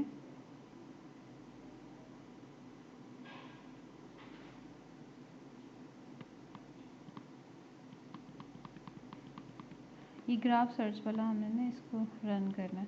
सो फर्स्ट ऑफ ऑल क्या करना होता है कि आपने फ्रंटियर को इनिशियलाइज़ करना है यूजिंग द इनिशियल स्टेट। अभी हमारे पास इनिशियल स्टेट जो ए है वो फ्रंटियर में हमने उसके साथ उसको इनिशियलाइज़ कर दिया, और बाकी स्टेट वो कह रहा है कि आगे जो काम करने हैं वो ये वाले करने हैं। तो अभी स्टार्ट में तो अभी हम नहीं कर रहे, अभी हमने सिर्फ इतना काम किया इनिशियलाइज़ करना है और एक्सप्लोर सेट को एम्प्टी कर देना है। ये हमारे पास एक एक्सप्लोर सेट है वो एम्प्टी है। और अभी आपने कोई लीफ नोड चूज़ करना है, अभी नहीं करना, आपकी गोल स्टेट एम है और अभी आपने कुछ भी एक्सपेंड नहीं करना। तो बिल्कुल जो पहले आपके पास स्टेट है वो आपने यहाँ पे इस नज़र शो कर दी। अच्छा, जब आप लूप के अंदर जाएंगे फिर हम ये वाले कामों की प्रोसेसिंग करेंगे। लूप में जब जाएंगे हम देखेंगे क्या फ्रंटियर एम्प्टी है, क्या मेरी फ्रंटियर एम्प्टी है यहाँ पे? नहीं, मेरी फ्रंटियर तो एम्प्टी है ही नहीं है, इसमें तो ए पड़ा हुआ है। तो इसका मतलब है चूज़ करना है एक लीफ नोड। तो मैं अब आगे की तरफ स्विच करती हूँ। मेरे पास नेक्स्ट स्टेट ये वाली है कि क्या होगा आपके पास, आपके पास आप ए नोड पे हो, तो अब आपके पास लूप चलेगा। आप देखोगे क्या फ्रंटियर एम्प्टी है? फ्रंटियर एम्प्टी नहीं है, फ्रंटियर में आपके पास पड़ा हुआ है ए। तो चूज़ कर लो लीफ नोड। जब आप लीफ नोड चूज़ करोगे और उसको रिमूव कर दोगे फ्रंटियर से, तो लीफ नोड चूज़ किया तो ए आ गया, तो फ्रंटियर का स्टेटस क्या रह जाएगा? फ्रंटियर तो एम्प्टी हो जाएगी ना आपके पास। ठीक है, उसके बाद आपने लिखा क्या नोड आपका गोल है? चेक करो क्या ए आपका गोल है? नहीं, हमारे पास तो गोल नहीं है। आगे चेक करो, अगर नहीं है तो फिर उसको एक्सप्लोर सेट में ऐड कर दो। तो हमने एक्सप्लोर सेट में जाके क्या कर दिया, ए को ऐड कर दिया। अगला कहते हैं कि एक्सपेंड करो चूज़न नोड को। तो हमने किसको एक्सपेंड करना है? आपके पास जो ए आपने चूज़ किया हुआ था ना, ये चूज़ नोड है, आपने ए को एक्सपेंड करना है। आपने ए को एक्सपेंड करो और उसके चाइल्ड्स फ्रंटियर में तब ऐड करोगे ऑलरेडी फ्रंटियर एक्सप्लोर सेट में नहीं है। अब उसके चाइल्ड्स कौन से हैं? चाइल्ड हैं बी और सी। क्या बी और सी पहले से फ्रंटियर में मौजूद है? एक्सप्लोर सेट में तो है नहीं है और फ्रंटियर में भी नहीं है पहले से। अब मैं इसमें डाल सकती हूँ, तो मेरी फ्रंटियर की स्टेट क्या हो जाएगी? फ्रंटियर में मेरे पास बी और सी आ जाएगा। ठीक है, उसके बाद अगली आइट्रेशन में क्या होगा? दोबारा से जब लूप चलेगा, क्या फ्रंटियर एम्प्टी है? फ्रंटियर में क्या पड़ा हुआ आपके पास? बी और सी। अब ए के नोड ए क्योंकि एक्सप्लोर्ड हो चुका है, इसको आपने ग्रे भी कर दिया। और पिछली इस आइट्रेशन में उसके जो एक्सपेंड हो गए थे तो चाइल्ड्स, तो उनको आपने क्या कर दिया, उनका कलर अभी हल्का सा ब्लैक किया कि ये एक्सपेंड हो चुके हैं। अब फ्रंटियर के अंदर क्या पड़ा हुआ है? फ्रंटियर खाली है? फ्रंटियर खाली नहीं है। चूज़ कर लो लीफ नोड। तो पहला नोड बी है तो लीफ नोड बी चूज़ हो जाएगा, इसलिए यहाँ पे जो कर्सर है वो बी के ऊपर है, बी चूज़ हो जाएगा। फ्रंटियर में क्या रह जाएगा? सिर्फ और सिर्फ सी रह जाएगा। अब आपने आगे चलना है कि चूज़ करने के बाद क्या बी गोल है? बी गोल है? बी तो गोल नहीं है। जब नहीं होता तो फिर आप उसको कहाँ डाल देते? एक्सप्लोर सेट में। एक्सप्लोर सेट में पहले से क्या पड़ा हुआ था? ए। अब बी भी उसके अंदर चला जाएगा। ठीक है, उसके बाद अगला एक्सपेंड कर दो चूज़न नोड को। आपने किसको एक्सपेंड करना है? चूज़न नोड को। चूज़न नोड आपके पास बी है, तो बी के चाइल्ड्स देखें कौन से वाले हैं? चाइल्ड हैं डी और ई। आपने कब इसको फ्रंटियर में ऐड करना है? जब ये पहले से फ्रंटियर और एक्सप्लोर सेट में ना हो। तो पहले से एक्सप्लोर सेट में ए और बी पड़ा हुआ है और जो फ्रंटियर की लास्ट स्टेट थी जो अपडेटेड थी उसमें सी पड़ा हुआ है। तो डी ई ना फ्रंटियर में है, डी ई ना एक्सप्लोर सेट में है, इसका मतलब है फ्रंटियर में ऐड हो जाएंगे। फ्रंटियर में क्योंकि सी पड़ा हुआ है तो सी कॉमा डी ई आपके पास ये आ जाएगा। अब आपकी फ्रंटियर में क्या पड़ा हुआ है? सी डी ई, और एक्सप्लोर सेट में क्या पड़ा हुआ है? A B. क्योंकि आपने ए चेक कर लिया, बी बी चेक हो गया, बी ग्रे हो जाएगा। ठीक है, अगली स्लाइड में देखें, बी चेक कर लिए, बी ग्रे हो जाएगा और आपकी फ्रंटियर में क्या पड़ा हुआ था? C D E. अब अगेन लीफ नोड को चूज़ करें। ठीक है, और वो लीफ नोड आपके पास आ जाएगा सी, क्योंकि यही पहले पड़ा हुआ है। फ्रंटियर में क्या रह जाएगा? डी और ई। क्या सी गोल स्टेट है? नहीं, सी गोल स्टेट तो नहीं है। तो आप क्या करोगे? क्या एक्सप्लोर सेट में डाल दोगे सी को? सी एक्सप्लोर सेट में चला जाएगा। इसको एक्सपेंड करें, एक्सपेंड करेंगे तो इसके दो नोड्स आएंगे एफ़ एंड जी। क्या पहले से वो F and G explore set में है? नहीं। फ्रंटियर में है? नहीं। तो अब वो उसमें डाल दिए जाएंगे। फ्रंटियर की लास्ट स्टेट क्या थी? डी और ई रह गए, फिर इसमें एफ़ और जी ऐड हो जाएंगे। अब आपके पास क्या होगा कि सी क्योंकि एक्सप्लोर सेट में चला गया तो सी भी ग्रे कलर का हो जाएगा। अब आपके पास फ्रंटियर में क्या पड़ा हुआ है? डी ई एफ एंड जी। तो अब जब यहाँ पे आके चेक करोगे दोबारा लूप पे, क्या फ्रंटियर मेरी एम्प्टी है? क्या आपकी फ्रंटियर एम्प्टी है? डी, उसमें तो डी ई एफ जी पड़ा हुआ है, तो जो भी एक चूज़ कर लो लीफ नोड जो पहले पड़ा हुआ है। लीफ नोड चूज़ किया, आपके पास क्या आ गया? डी। ठीक है, आपने इस लीफ नोड को डी वाले को अब आगे ये चेक करना है ये गोल तो नहीं है आपके पास। जब आपने इसको चूज़ किया तो फ्रंटियर की स्टेट क्या रह जाएगी? ई एफ जी रह जाएगा ना। फिर आपने चेक किया कि डी आपके पास गोल स्टेट है, मेरे पास डी गोल स्टेट तो है ही नहीं है। तो इसका मतलब क्या है? मैंने डी को एक तो एक्सप्लोर सेट में डाल देना है और दूसरा उसके जो चाइल्ड नोड्स हैं उसको एक्सपेंड कर देना है। जब मैं उसको एक्सपेंड करूँगी उसके चाइल्ड नोड्स आएंगे। डी के तो चाइल्ड नोड्स है ही नहीं है, वो तो खुद एक मतलब लास्ट में लीफ नोड है। तो उसका मतलब है कुछ भी फ्रंटियर में ऐड नहीं होगा। फ्रंटियर में ई एफ जी पड़ा हुआ था, फ्रंटियर में ई एफ जी ही रहेगा। ठीक है, इसके बाद ये ग्रे हो जाएगा जब इसको हम एक्सपेंड करेंगे ना, इसे ये ग्रे कलर का हो जाएगा। आगे जब जाएंगे तो फ्रंटियर चेक होगी, उसमें ई एफ जी था, ई को आप निकाल लो, ई को लीफ नोड पे चूज़ करो, फ्रंटियर की स्टेट क्या रह जाएगी, एफ फ्रंटियर में एफ एंड जी रह जाएगा। ई गोल स्टेट है नहीं, तो इसका मतलब है ई को कहाँ सेट ऐड कर दो, एक्सप्लोर सेट में डाल दो, यहाँ जाके इसमें ऐड कर दो, ई को इसमें ऐड कर दो और एक्सपेंड कर दो। एक्सपेंड करोगे तो ई का तो आगे कुछ है ही नहीं है चाइल्ड वगैरह, इसका मतलब ये फ्रंटियर में कुछ भी नहीं ऐड होगा, तो फ्रंटियर की लास्ट स्टेट एफ एंड जी थी, एफ एंड जी ही रहेगी। अब फिर आगे जो है फिर दोबारा से जब आप लूप के ऊपर ऊपर आओगे, फ्रंटियर एम्प्टी है, एफ फ्रंटियर तो में एफ और जी पड़ा हुआ है, तो लीफ नोड एफ चूज़ होगा। अब देखो फ्रंटियर में क्या रह जाएगा, सिर्फ और सिर्फ जी, क्योंकि लीफ नोड जब चूज़ करते हो तो उसमें लिखा है उसको रिमूव भी कर दो फ्रंटियर से, ये लिखा हुआ है ना कि रिमूव कर दें फ्रंटियर से, ये वाली लाइन रिमूव कर दे, जी रह गया। अब एफ गोल स्टेट है, जी नहीं, एफ गोल स्टेट तो है ही नहीं है। एफ को क्या करो, गोल्स ऐड कर दो नोड को एक्सप्लोर सेट में, तो उसको एक्सप्लोर सेट में नोड को ऐड कर दो और इसको एक्सपेंड भी कर दो। जब आप इसको एक्सपेंड करोगे, इसके चाइल्ड नोड्स तो है नहीं है, तो फ्रंटियर में कुछ भी ऐड नहीं होगा, फ्रंटियर में केला केला जी रह जाएगा। अब फिर दोबारा लूप आएगा, फ्रंटियर एम्प्टी नहीं, इसमें तभी भी जी पड़ा हुआ है, तो चूज़ कर लो लीफ नोड जी चूज़ कर लो, लीफ नोड जी चूज़ करेंगे, फ्रंटियर खाली हो जाएगी। अब आपको मैंने बताया था ना फ्रंटियर खाली होने का मतलब क्या होता है, सारे अगर सोल्यूशन नहीं मिला फ्रंटियर खाली, इसका मतलब है सारे नोड चेक हो गए, अभी तक सोल्यूशन ही नहीं मिला आपको, तो आप फिर फेलवर का मैसेज भेजते हो। तो अब आपने देखा कि फ्रंटियर क्या खाली है, जी जी गोल स्टेट है नहीं, वो तो हमने शुरू में कहते थे एम है, तो जी भी नहीं है, तो जी को भी एक्सप्लोर स्टेट में यहाँ पे जाके जी भी ऐड कर दो, आपके पास जी भी ऐड हो गया। एक्सपेंड करो उसके, तो चाइल्ड ही नहीं है, तो फ्रंटियर अब खाली हो जाएगी। और जब खाली हो जाएगी, अगली दफ़ा लूप में आकर चेक करोगे क्या फ्रंटियर एम्प्टी है, वो येस फ्रंटियर तो एम्प्टी है, देन रिटर्न क्या कर दो, फेलवर का मैसेज आ जाएगा, सोल्यूशन नॉट फाउंड। ठीक है, तो ये थोड़ी सी थी इसकी execution on this small tree breadth first search की with help of this graph search tree algorithm, BFS की मदद से हमने छोटा सा काम किया। अब उसके बाद जो अगली आपके पास प्रॉब्लम आ रही है, वो अब हमारे पास है कि हमने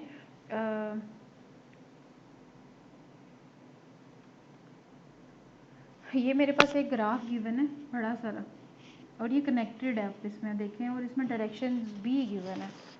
ठीक है, अब इस ग्राफ के ऊपर बेसिकली करना ये है हमने कि पहले ट्री कंस्ट्रक्ट करनी है,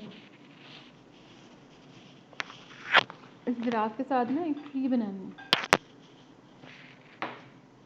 क्योंकि ये डायरेक्टेड ग्राफ है। तो आप क्या करेंगे, आपके पास आप ए से स्टार्ट करो, जब आप ए से स्टार्ट करते हो तो आपके पास ए नोड आ जाएगा, इसके चाइल्ड कौन है, बी एंड डी, तो आपने चाइल्ड लिख लिए बी और डी।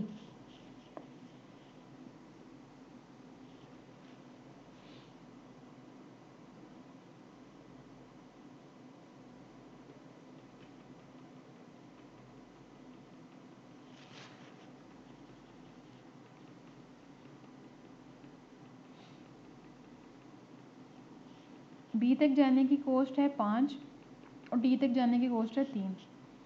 आप चाहो तो वो भी यहाँ मेंशन कर दो, इवन अभी मेंशन हुए लेकिन करने चाहिए थे। एनी हाउ, ए से बी तक जाने की और ए से डी तक जाने की कॉस्ट आपके पास आ गई 5 और यहाँ पे आ गई 3। अच्छा, बी से कहाँ तक जा सकते हैं, बी से सी पे जा सकते हैं, बी से सी का कनेक्शन आ गया। सी से कहाँ जा सकते हैं, सी से ई तक और सी से जी तक, सी से ई तक, सी से जी तक, और जी से कहाँ जा सकते हैं, जी से जा सकते हैं ई तक, वो यहाँ से मेंशन है। और ई से कहाँ तक, ई से बी तक। अब देखिए ये ई से बी तक रिपीट हो गया, बी तो अभी हम सारा देख के नहीं आए, तो हम ये वाला थ्रेड एक्सप्लोर नहीं किया करेंगे, क्योंकि एक्सप्लोर सेट में ये पहले से ही पड़ा होगा। ये जो बी है ना, इसको अब दोबारा से अगर मैं करती हूँ तो मुझे ये सारा ट्री दोबारा से कॉपी करके बी के नीचे लगाना पड़ेगा, तो चलता ही रहेगा ना, इसको मैं स्किप कर दिया करूँगी। तो ये वाला हो गया। उसके बाद डी वाली साइड पे आ जाए, डी के चाइल्ड नोड है एफ एंड ई, वो आपने इधर लिख दिया। ई से आप कहाँ जा सकते हो, ई से फिर बी, ई से फिर बी, बी से फिर सी, ये देखें फिर बी से सी, ये दोबारा रिपीट हो गया। ये वाला भी नहीं आप एक्सप्लोर करेंगे, क्योंकि बी पहले आप एक्सप्लोर करके आ चुके हैं एक दफ़ा। और एफ़, एफ़ से कहाँ कहाँ जा सकते हैं आप, एफ़ से आपके पास जी पे आप जा सकते हो, ई पे जा सकते हो, फिर आगे भी जहाँ पे जाना है वहाँ जा सकते हो। तो यहाँ 3 डॉट्स और 3 डॉट्स और 3 डॉट्स इसीलिए मेंशन है। अब इसको हमने प्रोसेस करना, हमने कहा स्टार्ट नोड ए है, ए से स्टार्ट किया तो ए वाला ट्री बना लिया, और गोल नोड मेरा जी है। अब देखिए जी को हाईलाइट किया हुआ है, ये आपके पास जी गोल नोड है। अब ये थोड़ी सी ना एग्जीक्यूशन है, स्टेप बाय स्टेप हम इसको करेंगे। पहला स्टेप क्या होगा कि आपके पास ए नोड होगा, पहले सबसे पहले ए होगा, आपके पास जो है वो फ्रंटियर में ए पड़ा होगा, तो आपने एक्सपेंड भी ए को ही करना है निकाल के, और अभी एक्सप्लोर सेट में कुछ नहीं पड़ा होगा, ठीक है। एक्सपेंड भी अभी, यानी पहली स्टेट आपके पास ये है कि आपके पास जो है फ्रंटियर में पड़ा हुआ था ए का कोई पेरेंट नहीं है, तो इसको यानी इस तरह लिखा ही नहीं गया कि ए यहाँ से आया है।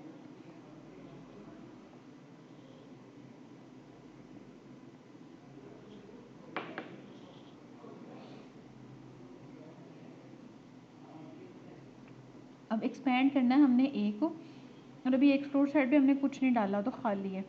अब आप देखिए जब ए से एक्सपेंड करोगे तो ए के चिल्ड्रंस कौन से आएंगे, ए से बी और ए से डी, ठीक है। यानी बी और डी जो है ना वो अब आपके पास फ्रंटियर में आ जाएंगे। फ्रंटियर तो खाली हो जाएगी जब आप एक्सपेंड करने लगते हो, गोल टेस्ट के लिए चेक करते हो, आप ए को निकालते हो फ्रंटियर से,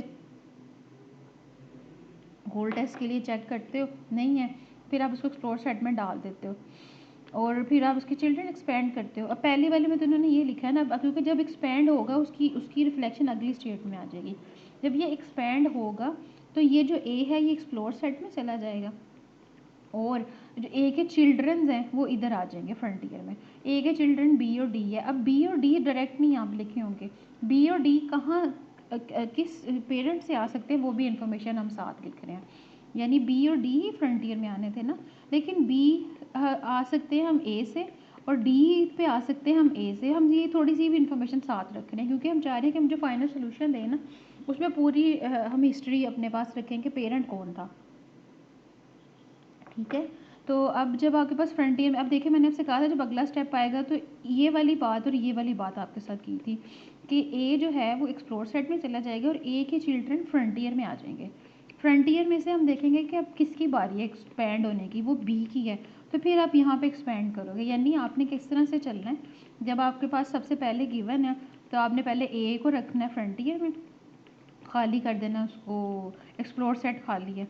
फिर दूसरा काम, फिर एक्सपैंड को फिल करना है, एक्सपैंड वाला कॉलम बाद में फिल करना है कि फ्रंटियर में से क्या निकलेगा ए, तो वो आप यहाँ लिख दो ए एक्सपैंड होगा। अच्छा, जब अगर ए एक्सपैंड होगा तो ए कहाँ चला जाएगा, एक तो इधर चला जाएगा एक्सप्लोर सेट में, और ए के चिल्ड्रंस इधर आ जाएंगे। वो बी एंड डी थे वो कहाँ से आए हैं उसके पेरेंट भी साथ मेंशन कर दोगे। अच्छा, अब एक्सपैंड में क्या लिखना है, एक्सपैंड में ये लिखना है कि इस फ्रंटियर में से कौन सा पहले नोड है, बी, तो बी यहाँ पे आ जाएगा। अब अगली लाइन में अब आप मुझे बताएं क्या होगा, बी जो है वो एक्सप्लोर सेट में चला जाएगा, ए पहले से है तो ए कोमा बी यहाँ पे आ जाएगा, और बी के चाइल्ड कौन से हैं, बी का चाइल्ड है सी, ठीक है। तो बी का चाइल्ड जो है सी है, तो ये हम अब इसका भी मेंशन करेंगे। अब सी तक पहुंचने के लिए किन किन पेरेंट्स से होके आना पड़ना, हमने सारा हिस्ट्री देनी है, ठीक है। हम ये नहीं सिर्फ लिखेंगे बी स्लैश सी, हम लिखेंगे ए से बी से सी तक सारा पाथ आएगा। और एक चीज़ और नोट करनी है कि जो भी चूज़ होता है ना एक्सपेंड होने के लिए नोड, वो यहाँ से निकल जाता है फ्रंटियर से, या आप पढ़ के आए हुए हो, ठीक है। जब आपने एक्सपेंड करने के लिए देखना है कि बी एक्सपेंड होना था, तो फिर जब वो एक्सपेंड होना होता है तो आपको पता है ना उसको रिमूव भी करते होते हैं, उसको रिमूव करते हैं, फिर उसको एक एक्सप्लोर सेट में ऐड करते हैं, और फिर उसको जाके क्या करते हैं, फिर आपके फ्रंटियर में सिर्फ ये रह गया होगा ए और डी, ठीक है। आपकी फ्रंटियर में ए से लेकर डी तक का पाथ होगा, ये निकल गया होगा। अब मुझे बताएं बी के पेरेंट्स, बी के चाइल्ड कौन कौन से हैं, बी का चाइल्ड तो सी है, तो बी के चाइल्ड सी आना है, हमें फ्रंटियर के अंदर ऐड होना है। तो पहले से क्या जो सी है वो पहले से आपने एक्सप्लोर सेट में देखना है नहीं, तो क्या सी फ्रंटियर में है था नहीं, तो इसका मतलब है वो आ सकता है, पाथ पूरा आएगा ए से बी से सी, पहले ए से डी आगे आ जाएगा, फिर कोमा, फिर ए से बी से सी आ जाएगा, ठीक है। मैं यहाँ पे लिख रही हूँ, यानी ए से डी आ गया, फिर ए से बी से सी आ गया, और ये जो बी निकला था ये किधर हो जाएगा, एक्सप्लोर सेट में आ जाएगा, एक्सप्लोर सेट में आ गया। अब अगली बारी किसकी आनी है, अगली बारी फ्रंटियर को देखें डी की आनी है, तो यहाँ आपने फिर डी मेंशन कर देना। डी के चिल्ड्रंस देखें कौन कौन से हैं, ई एंड एफ। अब ई और एफ क्या पहले से फ्रंटियर या उसमें मौजूद हैं एक्सप्लोर सेट में, एक्सप्लोर सेट में तो नहीं है। अच्छा, फ्रंटियर में ई नहीं है, एफ भी नहीं है, इसका मतलब है दोनों आएंगे। जब ये दोनों आएंगे तो अब जब भी एक्सपेंड जो अब फ्रंटियर की स्टेट क्या रह गई होगी, जब आपने एक्सपेंड करने के लिए डी को निकाला था तो इसमें से ये निकल गया होगा। फ्रंटियर में सिर्फ पड़ा होगा ए बी सी, यानी ये वाला एक पाथ पड़ा होगा, सी तक जाने का पाथ पड़ा होगा। अब आपने ई और एफ तक का भी ऐड करना है। ई का पाथ आना है तो वो ए से डी से ई और ए से डी से एफ, ये इसके अंदर आ जाएगा। ये देखें ए बी सी ये आगे चला गया, फिर ए से डी से ई और ए से डी से एफ यहाँ आ गया। ये डी के चिल्ड्रंस थे तो डी को हमने एक्सप्लोर सेट में डाल दिया, डी आ गया ए बी डी। अब यहाँ पे क्या आना है, यहाँ पे आना है जो फ्रंटियर में पहले पड़ा हुआ है ए बी सी। फ्रंटियर से ए बी सी यानी सी, सी की बारी है ना। ये तो पहले वाला तो पेरेंट्स की इन्फॉर्मेशन है, वो उससे हमें कोई गर्ज नहीं है। सी आप यहाँ से जब निकाल दोगे सी, एक मिनट ज़रा जी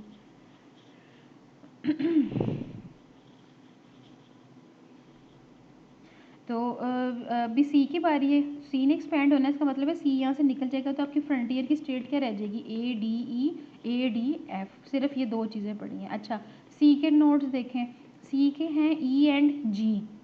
अच्छा जी ई और जी क्या पहले एक्सप्लोर सेट में है, देखें ए बी डी नहीं, यहाँ तो नहीं। अच्छा ई और जी क्या पहले से फ्रंटियर में है, फ्रंटियर में तो ये दो पड़े हैं ना।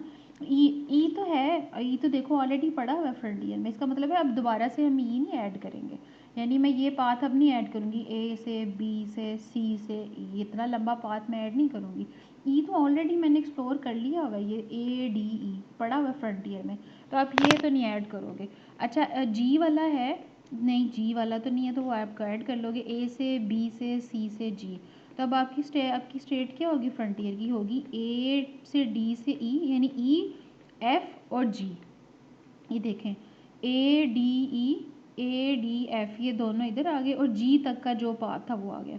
ये वन जो मेंशन किया हुआ है ना, ये कह रहे हैं कि हमें वही वाला पाथ जो एक नोड ऐसा था जो दोबारा से नज़र आया, एक्सप्लोर हुआ है, तो वो हमने ऐड नहीं कर रहे इसके अंदर। ये वन ये डिनोट कर रहा है, और वो एक्चुअली नोड कौन सा था, वो ई नोड था, वो दोबारा से विजिबल हुआ, इसलिए से वो उसमें से ऐड नहीं कर रहे। ठीक है, अब पिछला कौन सा नोड था जिसके चिल्ड्रन सी था, सी को आपने ऐड किया एक्सप्लोर सेट में। अच्छा इधर क्या आना है, इधर फ्रंटियर में देखें इधर ई पड़ा हुआ है, तो आपने ई यहाँ लिखा, इसका मतलब है फ्रंटियर अपडेट हो जाएगी और ये नोड यहाँ से निकल जाएगा। तो अब आपकी फ्रंटियर में क्या स्टेट होगी, ए डी एफ पड़ा हुआ है, ए बी सी जी पड़ा हुआ है। ठीक है, बस ये दो पड़े हुए हैं। जब आप यहाँ पे ये लिख दोगे ना एक्सपेंड, इसको क्रॉस कर दें, यानी ये निकल गया है यहाँ से, तो ये इधर आ गया।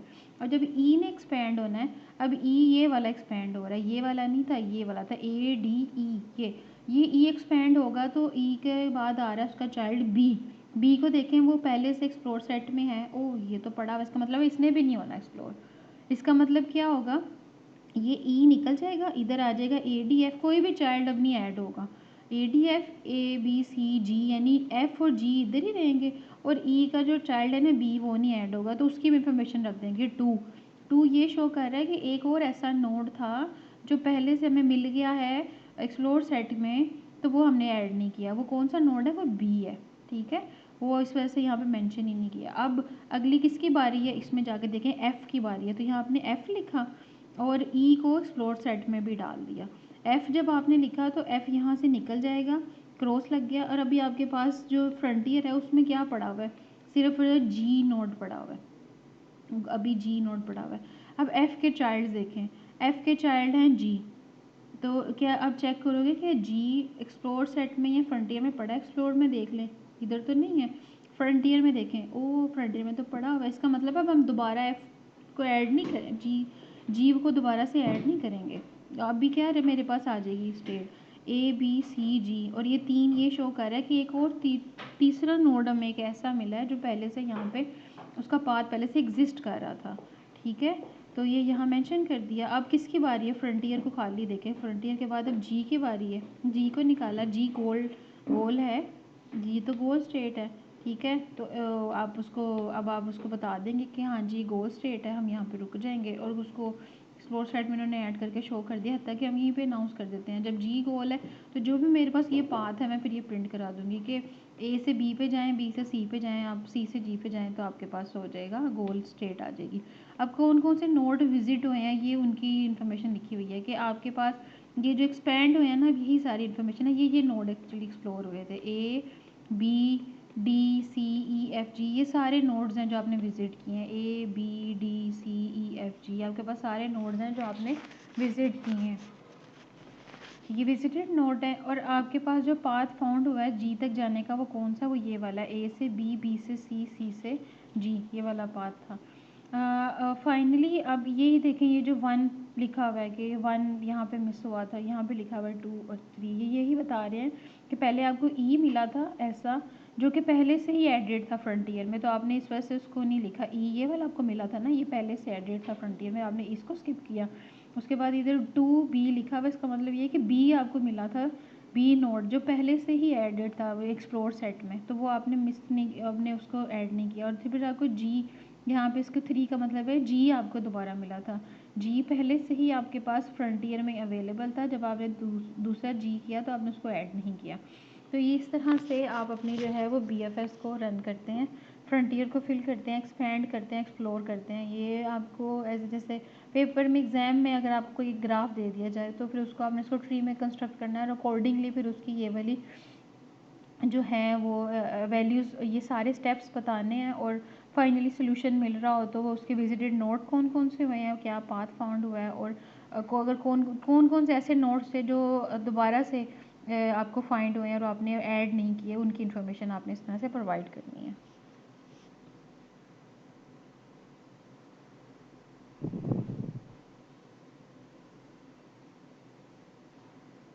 सो ये भी हमने एक एग्जांपल देख ली है सारी। एक नोड फाइंड करना था, स्टार्ट नोड ए से जी तक। तो फ्रंटियर में हमने पहले तो सिर्फ लिखते थे बी और डी, लेकिन अभी इसमें हमने ये रखा है कि उसके पेरेंट्स की इन्फॉर्मेशन भी साथ साथ कैरी करनी है। और उसमें जो भी, जहाँ तक स्टार्ट पेरेंट यानी रूट नोड से जहाँ तक चाइल्ड तक के जो भी नोड एक्सप्लोर हुए हैं, वो सारी सारी स्टेट्स आपने उसमें रखनी है। और एक्सप्लोर सेट में इन दी एंड जो जो नोड एक्सप्लोर हो गए होंगे सारे के सारे, वो आपके पास यहाँ पे आ जाएंगे। सो आपसे ये पाथ एक चाहिए होगा और एक ये चीज़ चाहिए होती है, विजिटेड नोड कौन कौन से, ये सारा इसकी प्रैक्टिस ज़रूर कीजिएगा। इनिशियली मैं आपको बता रही थी कि आपके पास जो एक नोड होता है उसकी 4 प्रॉपर्टीज़ होती हैं। वो ये एक, उसकी एक स्नैपशॉट यहाँ अटैच की गई है। ये नोड है आपके पास, ये आपके पास आपने देखा था 8 पज़ल प्रॉब्लम थी ये वाली, कि इसमें आपके पास कोई एक स्टेट दे दी जाती है स्टार्टिंग, और फिर ये गोल स्टेट बता दी जाती है। उससे हमने ब्लैंक को 4 एक्शंस होते हैं, up, left, right and down, उसकी मदद से उसको रोटेट करके डिफरेंट जगहों पे स्लाइड करके उसने हमने गोल स्टेट तक जनरेट करनी होती है। तो ये एक आपकी स्टेट है, इनिशियल स्टेट है। तो आपके पास जो नोड होता है उसकी जो 4 प्रॉपर्टीज़ होती है उसमें एक स्टेट होती है। वो जो स्टेट की प्रॉपर्टी है ना, उसमें ये जो भी आपकी स्टेट है आपने इसको सेट करना होता है। जैसे कि अगर आपके पास 3/3 एरे है एक, तो आप उसमें आपने रखवाना है, तो पहले वाले 1 1 वाले नोड पे यहाँ 5 4 ब्लैंक 6 1 8 7 3 2, ये आपकी इनिशियल स्टेट वाली जो आपके पास डाटा स्ट्रक्चर होगा उसके साथ ये वाली स्टेट सेट हो जाएगी।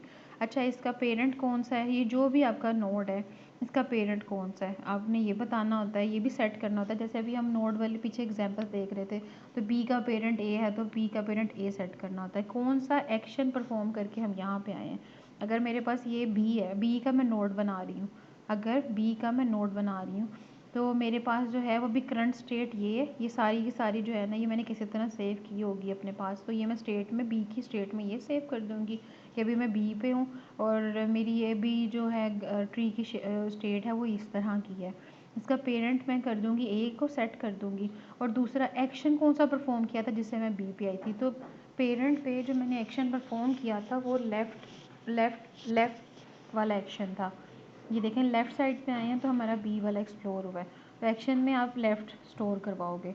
और इसके पाथ की कॉस्ट क्या है, अगर आपके पाथ की कॉस्ट कोई मेंशन हुई हुई है, यानी ए से बी पे जाने की कॉस्ट क्या है 5, तो वो आप फिर 5 सेव करवा दोगे। तो जब आप नोड बनाते हो तो अपनी 4 प्रॉपर्टी सेट करते हो। जब हम लैब में इसके ऊपर काम करेंगे तो हम इसकी देखेंगे कि इसकी टोटल चारों प्रॉपर्टीज़ हम नोड की सेट किया करेंगे, फिर उसके ऊपर आगे मज़ीद जो है वो जो भी ऑपरेशंस करने होंगे वो करेंगे।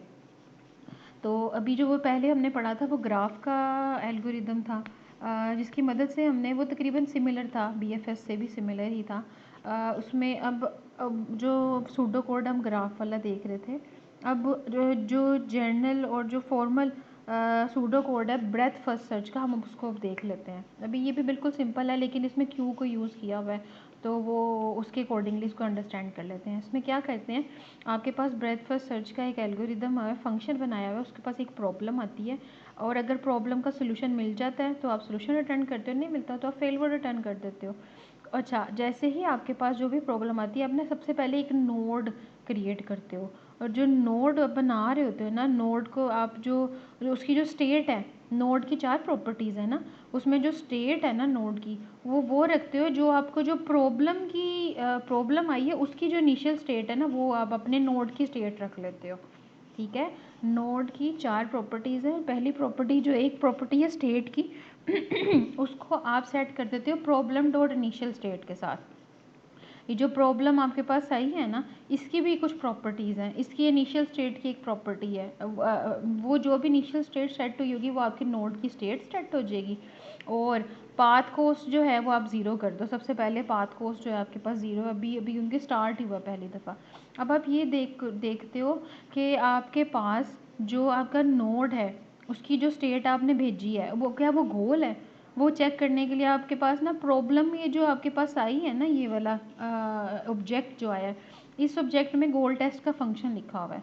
आपने चेक करना है कि प्रॉब्लम डॉट गोल टेस्ट का ये जो फंक्शन है ये बता दे कि जो मेरे पास नोड अभी नया बना है क्या ये मेरा गोल है।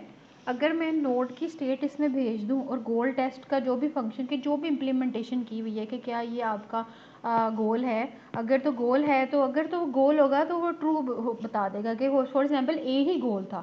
ठीक है, जैसे मेरे पास ये नोड है, हो सकता है ए से स्टार्ट करना और ए ही गोल हो, तो पहला मेरे पास ए आया इसके अंदर, अब मेरे पास प्रॉब्लम इनिशियल स्टेट में मैंने ए ही रखवा दिया और मैंने फिर गोल टेस्ट में जाके प्रॉब्लम वाले में ही गोल टेस्ट पड़ा हुआ है कि इसमें ही बता देना है कि गोल कौन सा वाला है। तो मैंने इस पे अपने नोड को भेजा कि मेरे पास ए ही गोल है, अगर तो गोल है तो सोल्यूशन आ जाएगा ए रिटर्न, अगर नहीं है तो फिर क्या करेंगे, फ्रंटियर को इनिशियलाइज़ करेंगे। फ्रंटियर इंप्लीमेंट की गई है क्यू के थ्रू, तो वो जो भी मेरा नोड होगा ना वो आप उस नोड को क्या है वो उसमें ऐड कर दोगे फ्रंटियर में।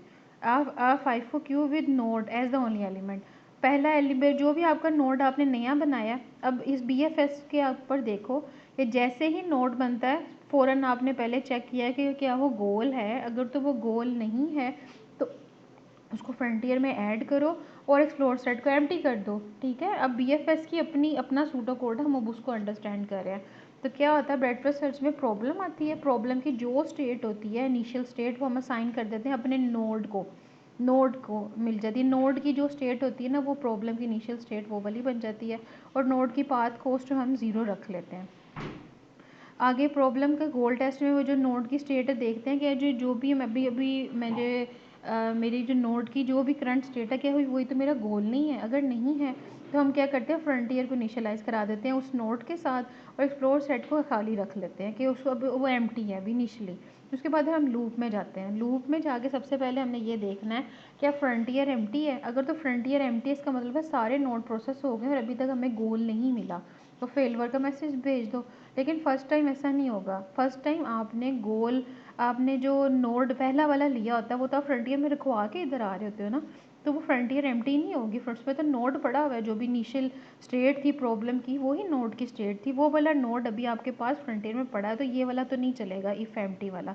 हाँ, अगला काम क्या होगा उसके बाद है क्या नोड अच्छा फ्रंटियर में से नोड को पॉप कराओ और उसमें रखवा दो नोड के अंदर, पर क्योंकि फ्रंटियर में रखवाया था ना वो नोड, वो कहते हैं पॉप करेंगे तो वो फ्रंटियर में उसमें निकाल भी देगा, पॉप का फंक्शन फ्रंटियर में से रिमूव भी कर देता है, टॉप वाला रिटर्न करता है पहला नोड और रिमूव भी कर देता है। तो फ्रंटियर एम्प्टी हो जाएगी, मेरे पास मेरा नोड आ जाएगा। अब ऐड डॉट नोड, अब क्योंकि ये नोड जो है वो एक्सप्लोर हो चुका हुआ है, मतलब ये चेक हो चुका है कि गोल नहीं है, तो इसकी जो नोड डॉट स्टेट है इसको एक्सप्लोर सेट में भी रख देंगे, यानी हम इस नोड को एक्सप्लोर सेट में ऐड कर देंगे। एक काम हो गया। उसके बाद इसके जितने भी चिल्ड्रंस हैं उनके ऊपर अब काम चलेगा कि उनको हम देखेंगे कि क्या वो जो चिल्ड्रंस हैं क्या वो फ्रंटियर में हैं, उनको रखवाना है गोल में, उसको एक्सप्लोर सेट में, क्या इस तरह के। अब वो इस फोर लूप में जब जो उसके चाइल्ड जिन्होंने एक्सपैंड होना है ना उनके ऊपर जो काम करना है, जो एक्शंस परफॉर्म करने हैं वो इस फोर लूप में, अगले फोर लूप में आएंगे। ठीक है, आपने यहाँ तक तो कर लिया कि एक्सप्लोर सेट में आपने जो भी आपका करंट नोड था उसको रखवाया। फिर आपने ये किया कि प्रॉब्लम डॉट एक्शंस हमने क्या किया कि हमने अब जो उस नोड के चाइल्ड्स हैं उनको एक्सपेंड करना है, ठीक है। तो हमने हमने बेसिकली क्या किया, एक हमारे पास आपको पता है कि जब चाइल्ड नोड्स को एक्सपेंड करते हैं तो कुछ एक्शंस परफॉर्म करा रहे होते हैं, लेफ़्ट राइट इस तरह के एक्शन करते हैं, तो वो चाइल्ड एक्सपेंड होते हैं ना, कि लेफ़्ट साइड पे ये वाला चाइल्ड है, राइट साइड के ऊपर ये वाला चाइल्ड है, ठीक है। तो आपने क्या किया, एक्शंस के ऊपर ना एक लूप लगा लिया, प्रॉब्लम डॉट एक्शन। जो मेरे पास ये प्रॉब्लम आई है ना, इसके पास कुछ एक्शंस एक फंक्शन है प्रॉब्लम डॉट एक्शंस का ना, उसमें आपने जो अपनी करंट नोड की स्टेट है ना, जो नोड है जैसे ए है वो भेजा। जब आपने वो वाला भेजा ना, उसने ना उसमें से जो जो से एक्शंस होंगे ना जो लग सकते होंगे वो एक्शंस रिटर्न करने हैं। यानी अभी तो आपके पास अगर सपोज करें ब्रांचिंग फैक्टर 2 है तो आपके पास एक्शंस क्या होंगे, लेफ़्ट और राइट। अगर आपके पास ब्रांचिंग फैक्टर 3 है तो एक्शंस क्या होंगे, left middle and right. Branching factor 4 हो जाता है तो फिर उसमें अकॉर्डिंगली जो भी एक्शन होगा कि पहले फर्स्ट वाला नोड, फिर सेकंड वाला, फिर थर्ड वाला, फिर फोर्थ वाला, ठीक है। वो जैसे भी एक्शंस मैनेज करके वो वन बाय वन सारे एक्शंस के अगेंस्ट एक एक नोड जो है वो निकाल के देता जाएगा चाइल्ड नोड में। अब इसको बी एस जूम करें कि आपके पास ए नोड था, एक्सप्लोर सेट में है, और उसका जो ए नोड की जो भी स्टेट है उसको आपने प्रॉब्लम डॉट एक्शंस में भेजा, तो उसने क्या किया, उस स्टेट के अकॉर्डिंगली एक एक्शन आपको रिटर्न किया। उस एक्शन के अगेंस्ट आपके पास एक चाइल्ड आ गया, यानी हो सकता है उसने लेफ़्ट एक्शन रिटर्न किया होगा। जब आपने लेफ़्ट एक्शन किया तो आपके पास, यानी अगर इधर लेफ़्ट एक्शन आप देखें तो आपके पास क्या आया होगा, बी नोड आया होगा ना। तो अभी आपने बी नोड क्रिएट करना है। यहाँ पे आप आए, आपने क्या किया, वो जो भी लेफ़्ट एक्शन था, अब एक चाइल्ड नोड का फंक्शन है, उसमें वो प्रॉब्लम भेजें, नोड भेजें और एक्शन भेजें। ये इसके अगेंस्ट चाइल्ड नोड बन के आपके पास आ जाएगा, वो आप यहाँ पे चाइल्ड रखवा लें, ये बी चाइल्ड होगा, ठीक है। ये जब हम इम्प्लीमेंटेशन करेंगे ना, ये सारे फंक्शन की वैल्यूज़ वगैरह आपको सारी इसको समझ आएगी, इसकी के अंदर क्या जा रहा है। अभी आप ये सूडो कोड को सूडो कोड की सेंस में ही समझें कि आपके पास एक स्टेट थी, उसको एक्सप्लोर सेट में डाला, उसके एक्शंस के अगेंस्ट उसके चाइल्ड चूज़ किए। अगर आपने आपके पास लेफ़्ट एक्शन आया तो उसके अकॉर्डिंगली बी चाइल्ड आपके पास आएगा, यानी कि उसको प्रॉब्लम वो एक चाइल्ड नोड बन के आएगा, वो चाइल्ड नोड के ऑब्जेक्ट में आ जाएगा। वो बी चाइल्ड आया, आपने चेक किया ये जो बी चाइल्ड है क्या ये पहले से एक्सप्लोर सेट और फ्रंटियर में है, अगर तो है, अगर तो नहीं है, अगर तो है तो वो तो रुक ही जाएगा ना, अगर तो है तो फिर कुछ भी नहीं होगा, ठीक है। फिर दोबारा से अगला लूप चलेगा, कुछ भी नहीं करेंगे। अगर नहीं होता ना तो फिर आपने ये चेक करना है कि ये जो चाइल्ड बी है क्या ये गोल तो नहीं है, अगर तो गोल है तो यहीं से सोल्यूशन रिटर्न कर दो, अगर नहीं है तो फिर इसको इंसर्ट करा दो, इस चाइल्ड नोड को फ्रंटियर में इंसर्ट करा दो और फ्रंटियर का स्टेटस अपडेट हो जाएगा, ठीक है। अब ये एक काम हुआ लेफ़्ट चाइल्ड के लिए, अभी राइट के लिए भी होना है क्योंकि ये फोर लूप सारे एक्शंस पे चलना है ना। ये जो आपके पास बी नोड था, ए नोड था, इसके दो नोड्स आए थे, ए बी और सी। बी के लिए आपने देख लिया, अब सी के लिए आएगा, जो ए नोड का राइट वाला एक्शन है उसके लिए भी चलेगा। जब आप उसके लिए चलाओगे फिर एक चाइल्ड नोड बनेगा, वो सी होगा। सी को देखोगे क्या वो पहले से एक्सप्लोर और फ्रंटियर में मौजूद है, वो नहीं है मौजूद, तो फिर आप क्या करेंगे, गोल टेस्ट चेक करेंगे, सी पे गोल है नहीं है तो आप क्या करा दोगे, उसको फ्रंटियर के अंदर इंसर्ट करा दोगे, ठीक है। तो बी और सी जो है आपके वो दोनों जो है वो फ्रंटियर के अंदर एंटर हो जाएंगे, ठीक है। फिर ये ख़त्म होगा, फिर दोबारा से ऊपर जाओगे, क्या होगा, फ्रंटियर एम्प्टी है नहीं, उसमें से एक नोड पॉप होगा, अब बी पॉप होगा, बी पॉप होगा तो बी को आप एक्सप्लोर सेट में भी रखवा दो और बी के ऊपर एक्शंस देखो क्या हो सकते हैं, लेफ़्ट और राइट। जब लेफ़्ट वाला एक्शन लगेगा तो बी के कौन से थे, बी सी डी और ई, डी और ई उसके चाइल्ड आएंगे ना।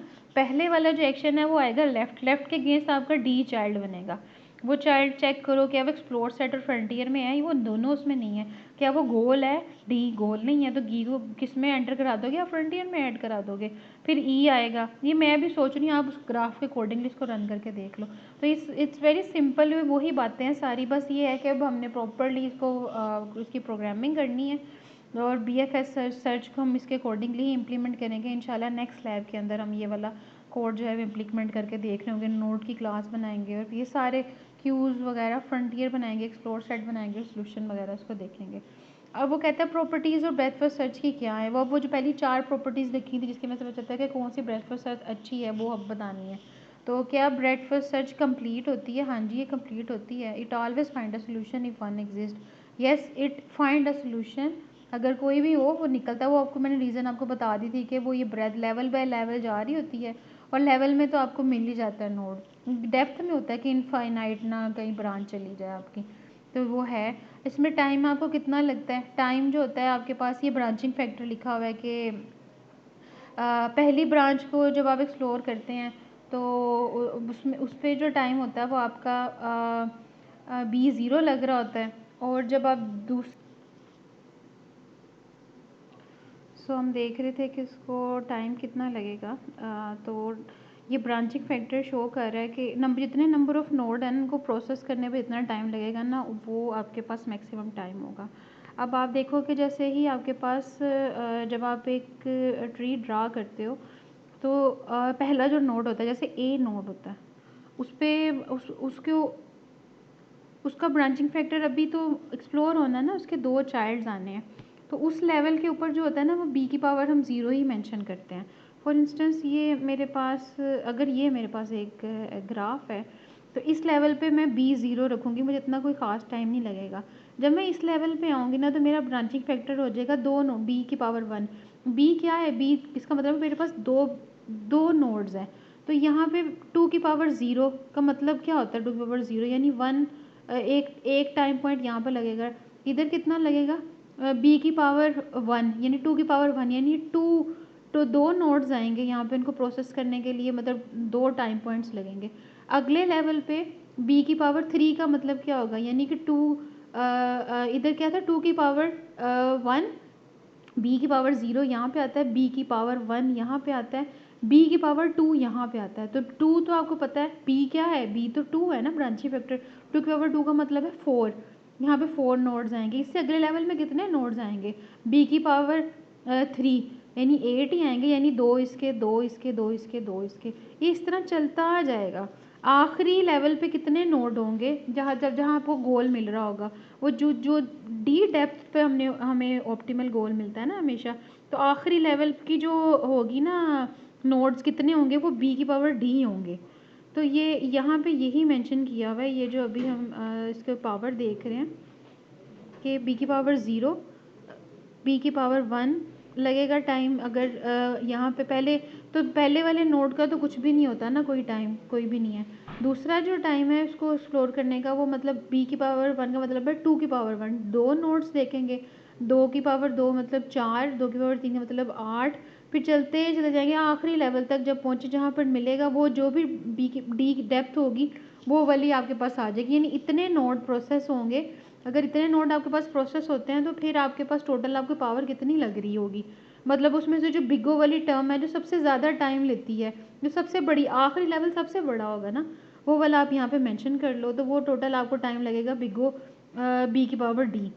ठीक है, तो ये आपके पास इसका टाइम होगा। ये एक्सपोनेंशियल है, बढ़ता चला जाएगा। एक लेवल और आ जाता है तो वो मज़ीद मतलब जितने पिछले नोड आपने एक्सप्लोर किए होते हैं +1 आपके पास हो जाते हैं अगली वाली लेयर में। तो इसका टोटल टाइम जो है वो बी की पावर डी है। स्पेस जो है, जितने नोड्स आपके पास आपने एक्सप्लोर किए हैं उतनी ही आपकी स्पेस में जाके स्टोर भी तो होते हैं। तो इन्होंने वो कन्वेंशनल वे में उसको बिगो में लिख लिया कि लास्ट लेवल के ऊपर जितने भी नोड होंगे ना, जिस ब्रांचिंग फैक्टर 2 है डी डेप्थ तक आपको जहाँ पे गोल मिलता है ना, उस लेवल पे जितने नोड्स हैं वो सारे के सारे आपको स्पेस पे रखवाने पड़ेंगे। तो मैक्सिमम तो ये सारे के सारे रखवाने पड़ते हैं, पर ये निकल भी जाते हैं, आपको पता है, जैसे फ्रंटियर से निकालते भी रहते हैं। तो जो आखिरी लेवल के सारे नोड्स होते हैं ना वो आपके पास स्पेस में होते हैं मेमोरी में। तो उन्होंने कह दिया कि स्पेस इसकी बिगो बी की पावर डी आपके पास चाहिए होती है। और ऑप्टिमल है ये, इस BFS तो ऑप्टिमल है ही है। इसमें आपके पास अगर कॉस्ट 1 हो तो आइडेंटिकल स्टेप होते हैं, तो आपके पास जो है वो लीस्ट कॉस्ट वाला सोल्यूशन मिल जाता है। अगर आपके पास सारे नोड्स एक्शंस की कॉस्ट 1 होगी तब मिलेगा जाके। लेकिन इसमें सबसे ज़्यादा बड़ी प्रॉब्लम स्पेस की होती है। जब स्पेस ज़्यादा होती है तो फिर आपको टाइम भी ज़्यादा लग जाता है। तो BFS बेहतर है, कंप्लीट होती है ऑप्टिमल होती है, लेकिन टाइम और स्पेस में ये जो है ये वर्स्ट परफॉर्मेंस देती है। ये एक प्रॉब्लम है, मैंने लिखी है आपको समझाने के लिए कि अगर मेरे पास बी ब्रांचिंग फैक्टर है, ब्रांचिंग फैक्टर हमें बताता है कि कितने चिल्ड्रंस हैं एक नोड के, और जो डी है ना वो नियरेस्ट गोल यानी शैलोस्ट गोल की डेप्थ है।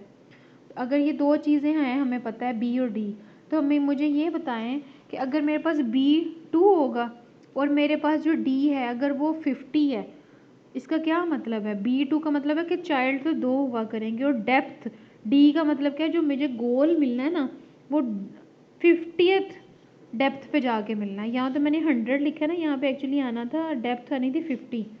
ये लेवल है ना, ये लेवल है एक्चुअली। तो ये यहाँ पे आप 50 कर लीजिएगा। ये यहाँ इसको 1 से स्टार्ट करके ना 1 2 3 4 5 6 7 8 9 10 डेप्थ 50 डेप्थ तक आपको जाके गोल मिलेगा। तो मुझे ये बताएं कि अगर इस तरह की कॉन्फ़िगरेशन गिवन हो तो आप कितने नोड्स प्रोसेस करेंगे, मैक्सिमम कितने नोड्स प्रोसेस हो सकते हैं अगर आपके पास इस तरह से गिवन हो बी की पावर 2 एंड डी की पावर 50 आपके पास गिवन हो, तो आप कितने नोड्स जो है वो प्रोसेस कर सकते हो। इसको अगर आपने सादा तौर पे सीखना है तो आप ये कर सकते हो कि अगर मैं यहाँ पे पेंट में जाऊँ और अब ड्राइंग के साथ थोड़ा सा कंप्रोमाइज़ कर लीजिएगा, पता नहीं मैं कैसी बना पाऊँगी। ये देखें, अगर मेरे पास एक नोड ये है, दूसरा नोड मेरा ये है, तीसरा नोड मेरा ये है, फिर इसके भी आगे दो नोड हैं, एक ये है और एक ये है और एक ये है और एक ये है, बस ये है। अब मेरी डेप्थ पता कितनी है? ये डेप्थ 1 है, ये दूसरी डेप्थ 2 है और ये मेरे पास डेप्थ 3 है, 3 डेप्थ है। तो मेरी डी की वैल्यू क्या आ गई? डी इज़ इक्वल टू 3, ऐसे ही है। अच्छा, और मेरा ब्रांचिंग फैक्टर क्या है? इसमें कितने चिल्ड्रंस हैं हर नोड के? 2 है ना। तो मेरा ब्रांचिंग फैक्टर यानी कि मेरा बी क्या है? 2 है, ऐसे ही है। अब मैं आपसे ये पूछती हूँ, मुझे बताएं अगर मेरे पास बी 2 और डेप्थ 3 हो तो मुझे कितने टोटल नोड प्रोसेस करने पड़ेंगे, चेक करने पड़ेंगे टोटल। उसका फार्मूला होता है बी की पावर डी, बी की पावर डी यानी इक्वल टू बी की पावर, बी क्या है आपके पास 2 और डी क्या है 3। तो ये क्या बना? 8 नोड मुझे जो है ना वो प्रोसेस करने पड़ेंगे, और मुझे स्पेस कितनी चाहिए होगी? 8 नोड्स को स्टोर कराने के लिए मुझे स्पेस चाहिए होगी, जो भी जितनी भी चाहिए होगी। अब आप देखो कि आप 8 नोड ही प्रोसेस करते हो, यहाँ से 1, यहाँ से 2, यहाँ से 3, यहाँ से 4, यहाँ से 5, यहाँ से 6, यहाँ से 7, यानी मैक्सिमम 7 और 8 के करीब ही नोड ही है ना। आपको 8 नोड प्रोसेस करने पड़ेंगे, 7 करने थे तो उसके अप्रोक्सीमेट ही आपके पास आंसर आ गया, नहीं 8 नोड आपको प्रोसेस करने पड़ेंगे। अब मैंने जो आपसे उसमें क्वेश्चन पूछा उसमें डेप्थ कह दिया कि 50 है, डेप्थ 50 डेप्थ है और ब्रांचिंग फैक्टर 2 है। तो अब बताओ ज़रा मुझे कितने नोड प्रोसेस करने पड़ेंगे। तो अगर हम वापस जाएँ इसके ऊपर और अब इसको आप समझने की कोशिश करो, तो वो अब आपने वो बताना है तो आप मुझे सिंपल बता दो कि बी की पावर डी यानी 2 की पावर 50 ये आपके पास आ जाएगा। ब्रांचिंग आपके पास इतने नोड प्रोसेस करेंगे। उसके बाद उसके साथ एक और क्वेश्चन है, एक जब आप वो बता दो कि आपने फिर ये बताना है कि अगर 1 गीगाबाइट नोड्स जो हैं वो 1 सेकंड में प्रोसेस हो रहे हैं तो फिर हमें कितना टाइम चाहिए ये जो आपने 2 की पावर 50 नोड्स निकाले हैं इनको प्रोसेस करने के लिए।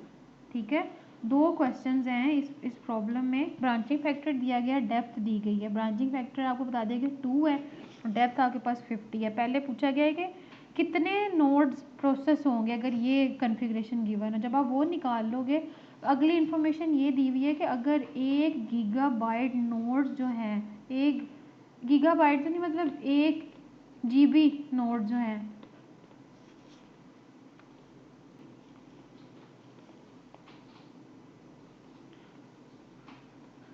तो 1 गीगा नोड्स जो हैं आपके पास जो इक्वल होती हैं 1 बिलियन नोड्स के बराबर होती हैं, उनको प्रोसेस करने में कितना टाइम आपको लगेगा? उनको प्रोसेस करने में अगर हमें 1 सेकंड लग रहा है तो आपने ये जो 2 की पावर 50 निकाले इनको प्रोसेस करने में कितना टाइम लगेगा? ठीक है, तो पहला क्वेश्चन हम पहले एड्रेस करते हैं कि हम कितने नोड्स प्रोसेस किए होंगे अगर ये कन्फिग्रेशन गिवन है। तो ये इसको मैंने थोड़ा सा लिखा हुआ है सोल्यूशन, ये वही प्रॉब्लम है यहाँ तक। और यहाँ मैंने समझाने की कोशिश किया है कि अगर ये नोड 0 है, 0 डेप्थ के ऊपर, 0 लेवल के ऊपर है, ये 1 लेवल के ऊपर है, ये 2 लेवल के ऊपर है, तो सोनी यहाँ पे 50 कर लीजिएगा, 49 तक कर लीजिएगा। उसका मतलब है 1 डेप्थ, 2 डेप्थ, 3 डेप्थ और आखिरी वाली 50वीं डेप्थ होगी आपके पास। तो टोटल जो नोड आप प्रोसेस कर सकते हो इस कन्फिग्रेशन में वो आपके पास होंगे b की पावर d, वो बन जाएंगे 2 की पावर 50। 2 की पावर 50 नोड्स क्या होते हैं आपको पता था? 2 की पावर 10 कितने होता है? किलो ए 1 के नोड्स आते हैं ना 2 की पावर 10 में। 2 की पावर 20 में 1 मेगा नोड्स आते हैं। 2 की पावर 30 में 1 गीगा नोड्स आते हैं। 2 की पावर 40 में 1 टेरा नोड्स आते हैं और 2 की पावर 50 में 1 पीटा नोड्स आएंगे।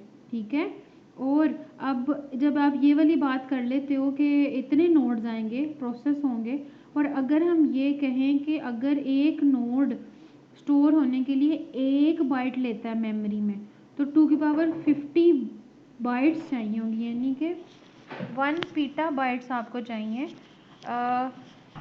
मेमोरी में इतने नोट्स को स्टोर कराने के लिए। ठीक है, और इतनी आपको पता है हमने जब वो 8x8 वाली प्रॉब्लम सोल्व की थी उसमें भी आपने देखा था ना कितना जीटा पे चला गया था शायद, वो भी इतनी बड़ी हमारे पास मेमोरी होती ही नहीं है। तो ये BFS जो है ना वो अगर आपके पास स्टेट स्पेस लार्ज हो जाती है तो उसमें फिर ये एफिशिएंटली अपना सोल्यूशन नहीं फाइंड कर सकती, क्योंकि इसको स्टोरेज बहुत ज़्यादा चाहिए होती है। तो आपके पास इसमें पहला क्वेश्चन तो एड्रेस हो गया कि स्टोरेज कितनी चाहिए आपको, ये कितने नोड्स होंगे और उनको मेमोरी में स्टोर कराना हो तो कितनी मेमोरी आपको चाहिए होगी। अगर एक नोड स्टोर कराने के लिए 1 बाइट ले रहा है तो टोटल प्रोसेस नोड जो होते हैं वो आपके पास b की पावर d होते हैं, वो आपने बता दिया 2 की पावर 50, यानी कि 1 पीटा नोड्स आपके प्रोसेस होंगे। अब मेमोरी कितनी चाहिए वो भी आप इंफॉर्मेशन ले सकते हो। अगर गिवन, ये तो गिवन होनी चाहिए थी, लेकिन मैंने चला यहाँ ज्यूम किया कि अगर एक नोड 1 बाइट ले रहा है स्टोर होने के लिए, 2 की पावर 50 यानी 1 पीटा नोड्स जो हैं वो कितनी मेमोरी लेंगे? 1 पीटा नोड्स 1 पीटा बाइट्स आपको चाहिए होंगी स्टोर कराने के लिए, जो कि बहुत बड़ी मेमोरी होती है। यहाँ पे स्पेस में इसलिए हमारे पास एक रीज़न ये है, इसलिए ये स्पेस में अच्छा नहीं है BFS। दूसरा क्वेश्चन है टाइम को लेके है, ये कह रहे हैं कि आपने जो जितने भी नोट्स निकाल लिए, अब अगर हम आपसे हमें ये कहते हैं आपको कि 1 गीगा नोड्स जो हैं वो 1 सेकंड में प्रोसेस होते हैं, तो बताएं 2 की पावर 50 नोड जो हैं वो कितने टाइम में प्रोसेस होंगे। ठीक है, वो अब हम इस यहाँ कर लेते हैं solve for time as we know that 1 giga nodes जो हैं वो प्रोसेस होते हैं 1 सेकंड में। तो 2 की पावर 50 नोड्स कितने टाइम में प्रोसेस होंगे? तो मैंने ये किया कि 2 की पावर 50 नोड्स को डिवाइड कर दिया 1 गीगा नोड से, वो 2 की पावर 30 होता है, तो वो जब 30 ऊपर जाएगा तो 20 माइनस हो जाएगा, 2 की पावर 20 यानी 2 की पावर 20 सेकेंड्स में प्रोसेस होंगे ये 1 पीटा नोड्स जो आपने निकाले थे। ठीक है, 2 की पावर 20 सेकेंड्स में। अब इससे भी अगर हमने बड़े यूनिट में जाना है, फॉर एग्जांपल मैं सेकंड की बजाय जाना चाहती हूँ कितने मिनट्स में होगा, तो उसके लिए मैं क्या करूँगी? आपको पता है मिनट्स को जो होता है 1 मिनट में कितने सेकंड होते हैं? 60। और अगर उसको मैंने 2 की पावर में शो करना है तो नियरेस्ट कौन सी पावर है जो 60 को रिप्रेजेंट कर सकती है? तो वो आपको पता है 2 की पावर 6 जो होता है वो 64 को रिप्रेजेंट कर रहा होता है ना, तो 2 की पावर 6 आ जाएगा। अगर मैं अब 1 मिनट में, अगर मैं मिनट में निकालना है तो फिर मैं, मेरे पास ये जो 2 की पावर 20 आया था इसको मैं 2 की पावर 6 से डिवाइड करूँगी तो मेरे पास आ जाएगा 2 की पावर 14। 2 की पावर 14 मिनट्स आ जाएंगे मेरे पास। ठीक हो गया, ये आपके पास 2 की पावर 14 मिनट्स आ गए। और इतने मिनट्स इतने मिनट्स चाहिए 1 पीटा नोट्स को प्रोसेस करने के लिए। अब मैं चाहती हूँ मिनट्स में नहीं, मुझे आवर्स में पता चले, तो मैं एक आवर में देखती हूँ कितने मिनट्स होते हैं, 60 मिनट। अब 60 को अगेन मैंने शो करना है नियरेस्ट 2 की पावर में, वो भी आपको पता है 2 की पावर 6 64 60 के करीब है। फिर मैं ये 2 की पावर जो 14 है उसको 2 की पावर 6 से डिवाइड करूँगी तो मेरे पास आ जाएगा 2 की पावर 8 आवर्स आ जाएंगे मेरे पास, इतने घंटे चाहिए। ठीक है, अब मैं आवर्स की बजाय डेज में देखना चाहती हूँ, तो एक दिन में कितने घंटे होते हैं? 24 के नियरेस्ट 2 की रिप्रेजेंटेशन पावर में क्या होती है? 2 की पावर 5 32 होता है ना, तो 24 और 32 करीब करीब है, मैंने अप्रोक्सीमेटली का साइंस लिखा है। तो आपको 2 की पावर 5 को डिवाइड कर दोगे 2 की पावर 8 से, तो ये 5 ऊपर चला जाएगा माइनस होगा तो 2/3, यानी टोटल 8 डेज चाहिए कंसेक्यूटिव प्रोसेसिंग एक बीटा नोड्स को प्रोसेस करने के लिए, बीएफएस के लिए। यानी कि एक बीटा नोड्स 2 के 2 की पावर 50 है, उनको प्रोसेस करने के लिए 8 दिन चाहिए विदाउट एनी इंटरप्शन। तो ये बहुत ज़्यादा है। ये इतना एक तो इतना टाइम चाहिए, और दूसरी बात है ये पॉसिबल इस वजह से भी नहीं है कि एक पीटा बाइट मेमोरी आएगी कहाँ से, ये भी तो इतनी तो मेमोरी ही नहीं है हमारे पास। ठीक है, तो ये इस तरह की प्रॉब्लम्स जो हैं वो आपको सॉल्व करनी आनी चाहिए, जिसमें आपको इस तरह से गिवन हो, उसमें से आपको पहले ये सोचना है कितने नोड प्रोसेस होंगे, वो कितनी स्टोरेज लेंगे, और फिर उनको कितना टाइम लगेगा करने में। तो ये कंक्लूजन क्या निकली हमारी बीएफएस की आज के, बीएफएस एलिगेंट सॉल्यूशन तो है 2 तरीक़ों में कि कंप्लीट यानी सॉल्यूशन ढूंढ देता है, और ऑप्टिमल होता है कि करीब तरीन सॉल्यूशन देता है। लेकिन अगर ये तब होता है जब प्रॉब्लम स्टेट स्पेस छोटी होगी। जैसे ही स्टेट स्पेस बड़ी होती है, प्रैक्टिकल नेचर के जो प्रॉब्लम्स होते हैं उनकी स्टेट स्पेस बहुत बड़ी होती है। तो जिनमें स्टेट स्पेस बड़ी हो, डेप्थ वास्ट हो, तो ये बैडली परफॉर्म करता है स्पेस और टाइम में। तो आपसे यहाँ पे प्रैक्टिस क्वेश्चन दिया गया है कि एक स्पेस एंड टाइम की जो प्रॉब्लम है वो सॉल्व करें अगर आपके पास ब्रांचिंग फैक्टर 2 है और डेप्थ आपके पास 100 है।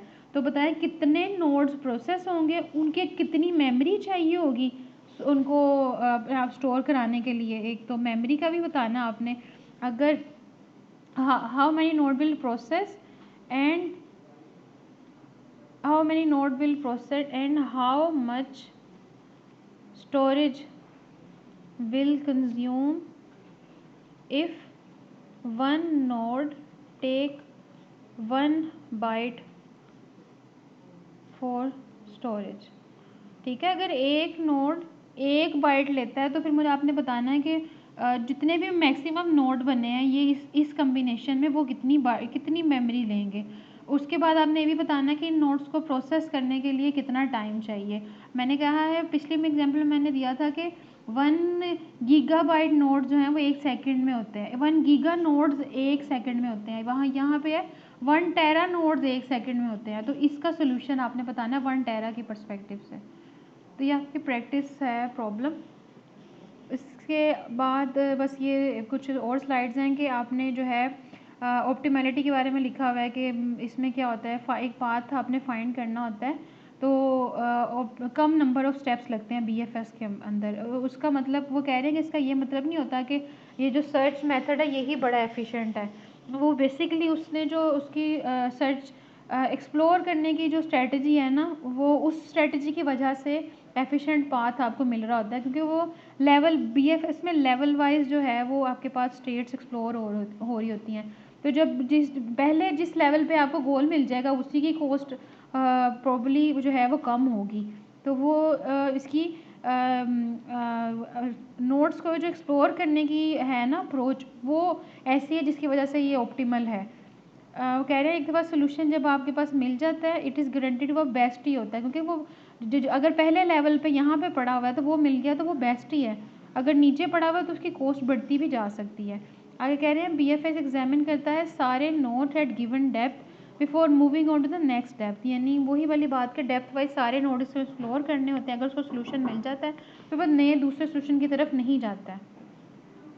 और ये उन्होंने खुद से बताया हुआ है कि जो मैंने अभी आपको थोड़ा छोटा सा प्रॉब्लम सॉल्व करके अभी आपको दिखाई थी ना, और ये उस प्रॉब्लम के पर्सपेक्टिव में आपके पास एक और कन्फिग्रेशन गिवन है। वो कह रहे हैं कि आपके पास ये टेबल जो आपके पास गिवन है इसमें 1 मिलियन नोड्स जनरेट हो रहे हैं पर सेकंड में।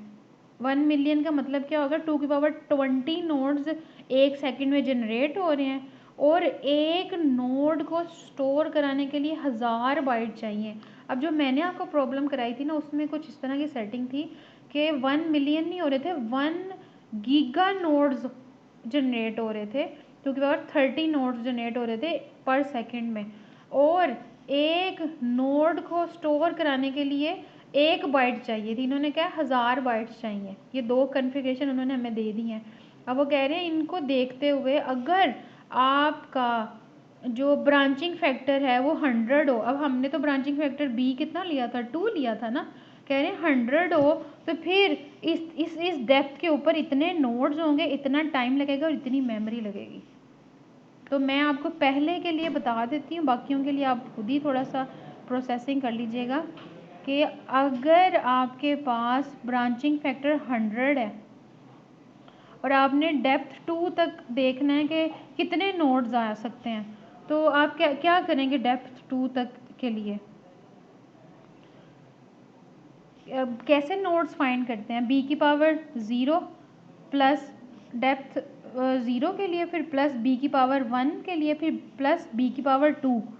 ठीक है, इन सबको सम अप कर लें। बी की पावर 0 का मतलब तो होगा कि मतलब ये इसको आप बेशक आप 1 लेना चाहें, बी की पावर 0 वैसे तो 1 नहीं होगी, यानी 100 बी ब्रांचिंग फैक्टर आपके पास 100 है ना, 100 की पावर 0 क्या होती है, वो आपके पास 1 आ जाएगा। 1 प्लस 100 यानी बी की पावर 1 आएगी, पहले बी की पावर 0, फिर बी की पावर 1, फिर बी की पावर 2। अब इन सबको सम करेंगे तो आपके पास टोटल नंबर ऑफ नोड्स आ जाएंगे। तो बी की पावर 0 किया, 100 की पावर 0 0 प्लस 100 की पावर 1 100 प्लस 1 मिनट ठहरे हैं ज़रा। ओके, इसमें ना एक करेक्शन ये है कि जो फैक्टर गिवन है ना, ब्रांचिंग फैक्टर, ये 100 नहीं था, ये 10 है। जब आपके पास ये 10 होता है ना, फिर आपने अब इसको लेके आपने अपना नंबर ऑफ़ नोड्स फाइंड करने होते हैं। तो क्योंकि डेप्थ 2 है, तो क्या होगा, बी की पावर पहले 0, फिर बी की पावर 1, फिर बी की पावर 2। तो बी 10 है, 10 की पावर 0 उसका मतलब है 1। 1 तो रूट नोड होता है, उसको हम कंसिडर ही नहीं करते, वो तो ऑलरेडी गिवन होता है। अच्छा, फिर प्लस बी की पावर 1, बी क्या आपके पास 10, 10 की पावर 1 10 आ गया, फिर प्लस बी की पावर 2, 2 डेप्थ तक का हुआ है ना, तो 10 की पावर 2 100 आ गया। तो अब आपके पास ये क्या बना हुआ है, मतलब पहले वाले को रूट को नहीं आपने कंसिडर करना, जो 1 आया था ना, 0 प्लस 10 प्लस 100, तो 110 नोड्स आपके पास बन गए। इन्होंने यहाँ लिखा हुआ है 110 नोड्स ही आपको चाहिए। ठीक है, अब आप ये देखो, अगर 110 नोड्स को आपने प्रोसेस करना है तो आपको टाइम कितना चाहिए? अब 1 मिलियन नोड्स जो है ना वो प्रोसेस होते हैं पर सेकंड में, 1 मिलियन नोड्स, और वो तकरीबन बन जाएंगे आपके पास 1000 नोड्स प्रोसेस हो रहे हैं 1 सेकंड के अंदर। तो इसको हम कैलकुलेटर पे इस तरह से सॉल्व कर लेते हैं। सो हम नोड्स तो हमने निकाल लिए कि डेप्थ 2 तक के नोड्स जो हैं वो अगर 10 फैक्टर हो तो 110 आ जाते हैं। अब हमने टाइम देखना है, तो टाइम उन्होंने कहा है कि 1 मिलियन नोड्स जो हैं वो 1 सेकंड में प्रोसेस होते हैं। तो अभी तो ये तो 110 नोड्स हैं, तो 1 सेकंड में तो नहीं, हम मिली सेकंड में, उससे छोटे यूनिट में उन्होंने यहाँ मेंशन किया हुआ है। तो हम ये कैसे निकाल सकते हैं? हमें देखना पड़ेगा कि अगर मेरे पास 110 नोड्स जो हैं, 110 नोड्स जो हैं वो एक, ओके मुझे 1 मिनट से ओपन सही क्लियर कर लेने दें। 110 नोड्स आपके पास कितने सेकंड में प्रोसेस हो सकते हैं? अगर 1 मिलियन नोड्स प्रोसेस हो रहे हो 1 सेकंड में, तो हम क्या करेंगे, 110 नोड्स को 1 मिलियन से डिवाइड कर देंगे। 1 मिलियन कितना होता है, 2 की पावर 20, तो 2 की पावर 20 से आप जब इसको डिवाइड करोगे तो इतने सेकंड्स में 110 नोड्स होंगे प्रोसेस, 0.001 इतने सेकंड में। लेकिन क्योंकि हमने मिली सेकंड में आंसर लेके आना है, तो 1 सेकंड में कोई 1000 मिली सेकंड होते हैं, तो हम इसको 1000 से मल्टीप्लाई कर देंगे। अब हमारा आंसर मिली सेकंड में आ जाएगा।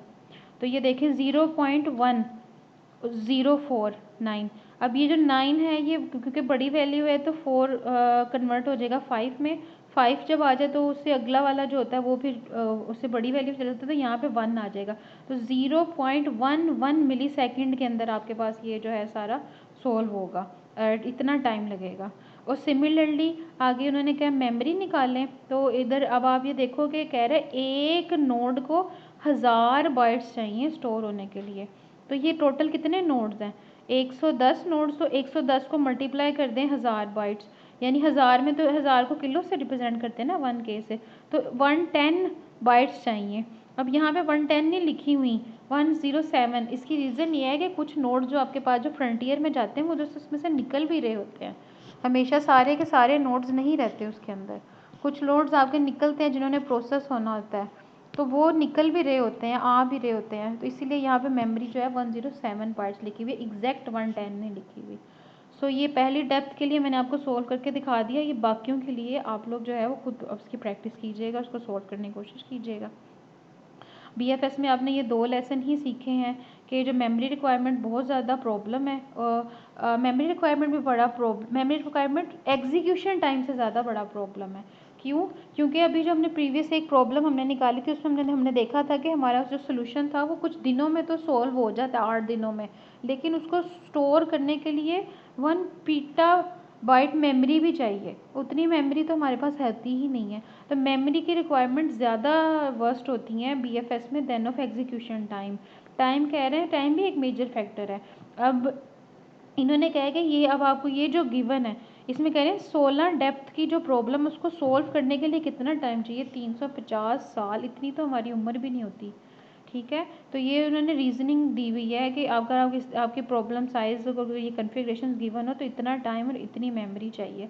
तो ये इस वजह से बीएफएस जो है वो इन 2 डिमेंशंस में बेस्ट परफॉर्म नहीं कर पाती, ठीक है। तो अभी यूनिफॉर्म मेथड जो है वो एक्सपोनेंशियल प्रॉब्लम्स को तब सॉल्व कर पाते हैं जब वो स्मॉल साइज़ की होती हैं। सो आज के लेक्चर में हमने बीएफएस तक का पढ़ा है, 30 स्लाइड तक सारा कवर किया है। आप लोगों ने ये सारा कुछ तैयार करना है और आपका कल क्विज़ होगा क्यूए सेशन में, ठीक है। मैं उसमें से कोई भी न्यूमेरिकल आपको दूंगी और एक टाइम दूंगी, उसके दौरान आपने उसको सॉल्व करके अपलोड करना है। बाकी भी ये अनाउंसमेंट मैं भी कर देती हूँ। So if you have any question you may ask in first half hour of the lecture, otherwise फिर हम क्विज़ लेंगे। Thank you so much class.